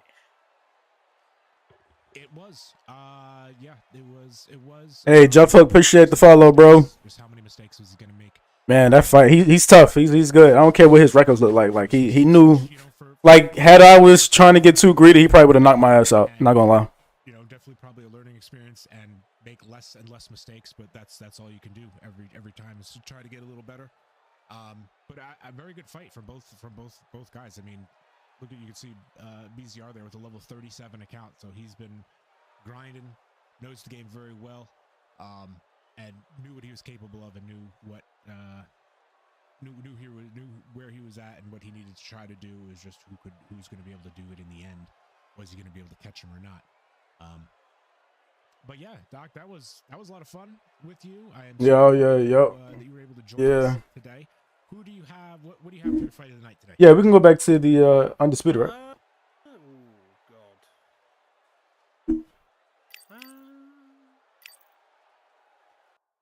Fight of the night. What was the fight before this? Martinez versus Sugar Ray. It's probably that fight. Yeah, I'm in here. Right, so Moisty and Viking. I would say that appreciate it. You was tripping. You was getting too cocky, bro. I was like, bro, he trying to knock this nigga out, bro. Good shit, boy. And this shit keeps dying on me. Boy, what? Exactly, go crazy. Hey, Hyper, tell Smoke that the women's division ain't bad. It's bad, bro. What the fuck you talking about? I'm trying to tell you, he got the tallest fighter want to fight these short ass women. That's true. He did. But to try it and lose to a decision to him, it ain't nothing. He just wants to play with somebody down there. You know what I mean? But he's one of the lowest overall fighter that I use. Like, come on. Yeah, he wants somebody to play with down there. That's all. Reek, were you seeing your chat? Of course, you're gonna use an 84 to my 78. Oh, you ain't shit. Sorry, you see your chat? You ain't shit. It's alright. No, don't worry. I'm changing out. You know what you're doing, son. This is the post-fight interview. Yeah, just Mr. Reed. Sorry. Oh no, they're asking him for. I think he on mute. I think he on mute right now. Reek on Quisha. He did everything he wanted. He probably handling some house shit right now. No. My fucking mic died in the middle of talking. He could get this personal interview right now. Mr. Reed. Oh, they How do you need. feel a personal statement? Oh, hold on, yo, they want to talk to you. Go back in there. Go back in there. Yeah, I'm here. I'm sorry. There we go. Wild Reek appears. What's up, Reek? How you doing? Thanks for having me. Good, man. So obviously, through the fight, obviously your numbers, the judges all had going in your way, but could you kind of feel towards the end that you were only a couple punches away? Ooh, yeah. Like first knockdown move against Canelo. Oh my goodness, like havoc for you. If a couple punches away, I probably would have lost because he was definitely hunting me down. But I tried to just stay away, try to use my jab and throw my straight, and basically just keep him at bay because I knew I was going to outbox him. But he was definitely a tough opponent, and he's not bad at all. And I give credit to him. He put up a good fight. Yes, he did. So kind of like, last week I had mentioned that you had faced Job last week and then to this week. So did you make a lot of changes? Is there anything that you worked on specifically? Well, yeah.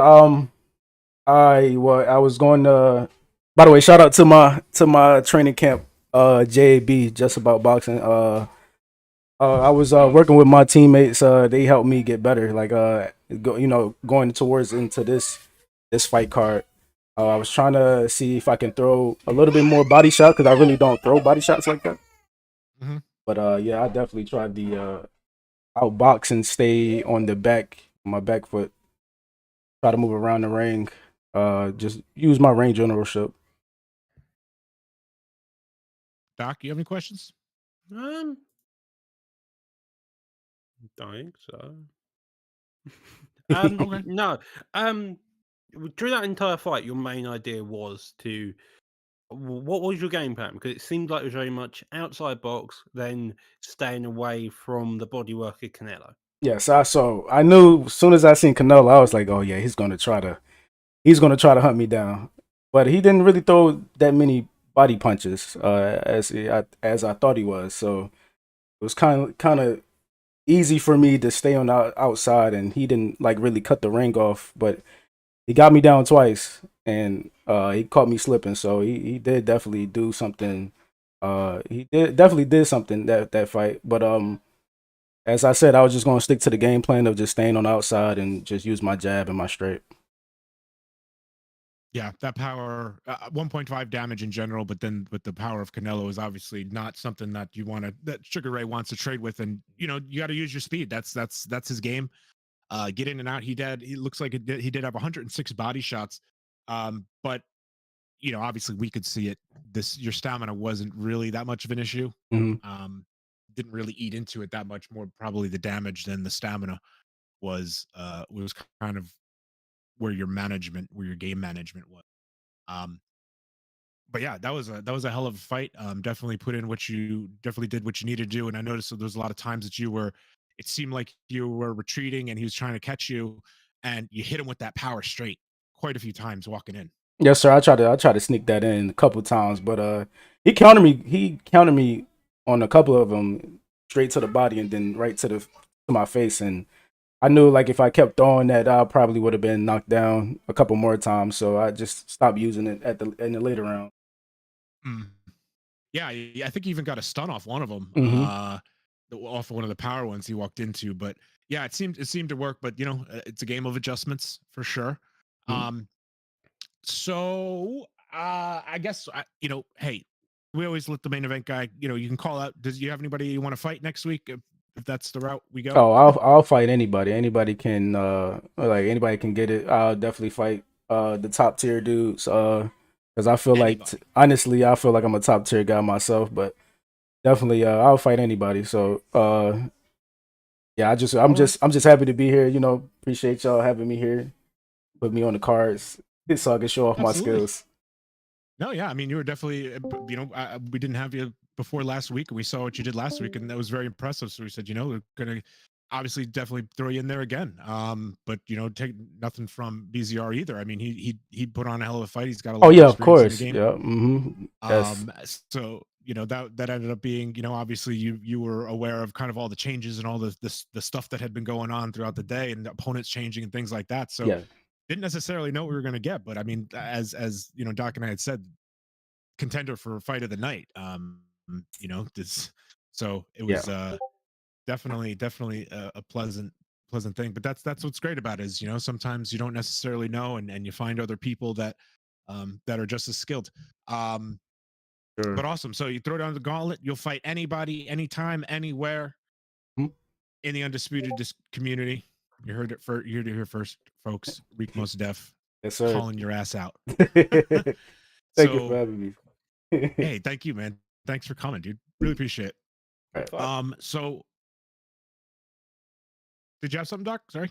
I was going to say it was a good fight. Competitives all hell, scary at moments.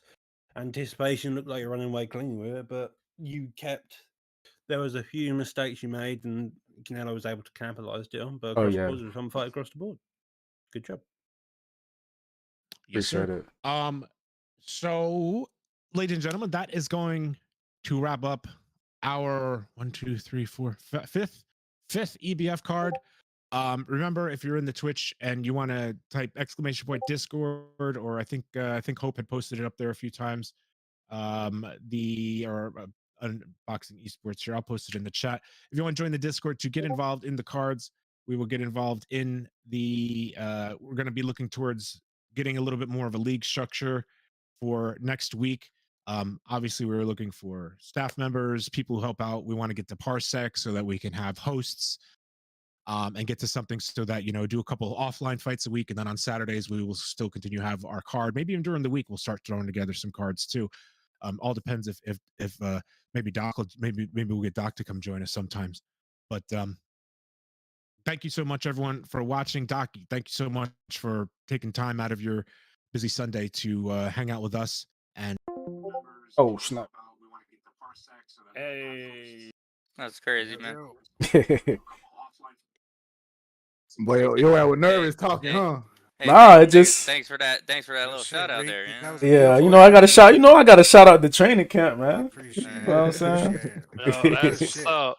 That was a good ass We've been working at sneaky straight. Yeah, they weren't ready for that. Yeah, I prepared me to fight anybody, man. So that's why I had to shout y'all out. You know what I'm saying? So it didn't matter who I who I was going against here. So I called out almost everybody. Hopefully they'll put me I in. think TKO Barber's next, honestly, but Yeah. I'll tell you what, if he wants to press his luck, I want him next. I want Barber next.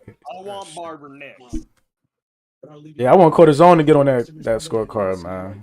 I mean that fight I card. need to get a fight in, bro. You don't understand. Yeah. you could fight the Grit God or Karate TV. I think Alex said he want to join JAB, yo. So we you need don't to hear get him me? in there, man.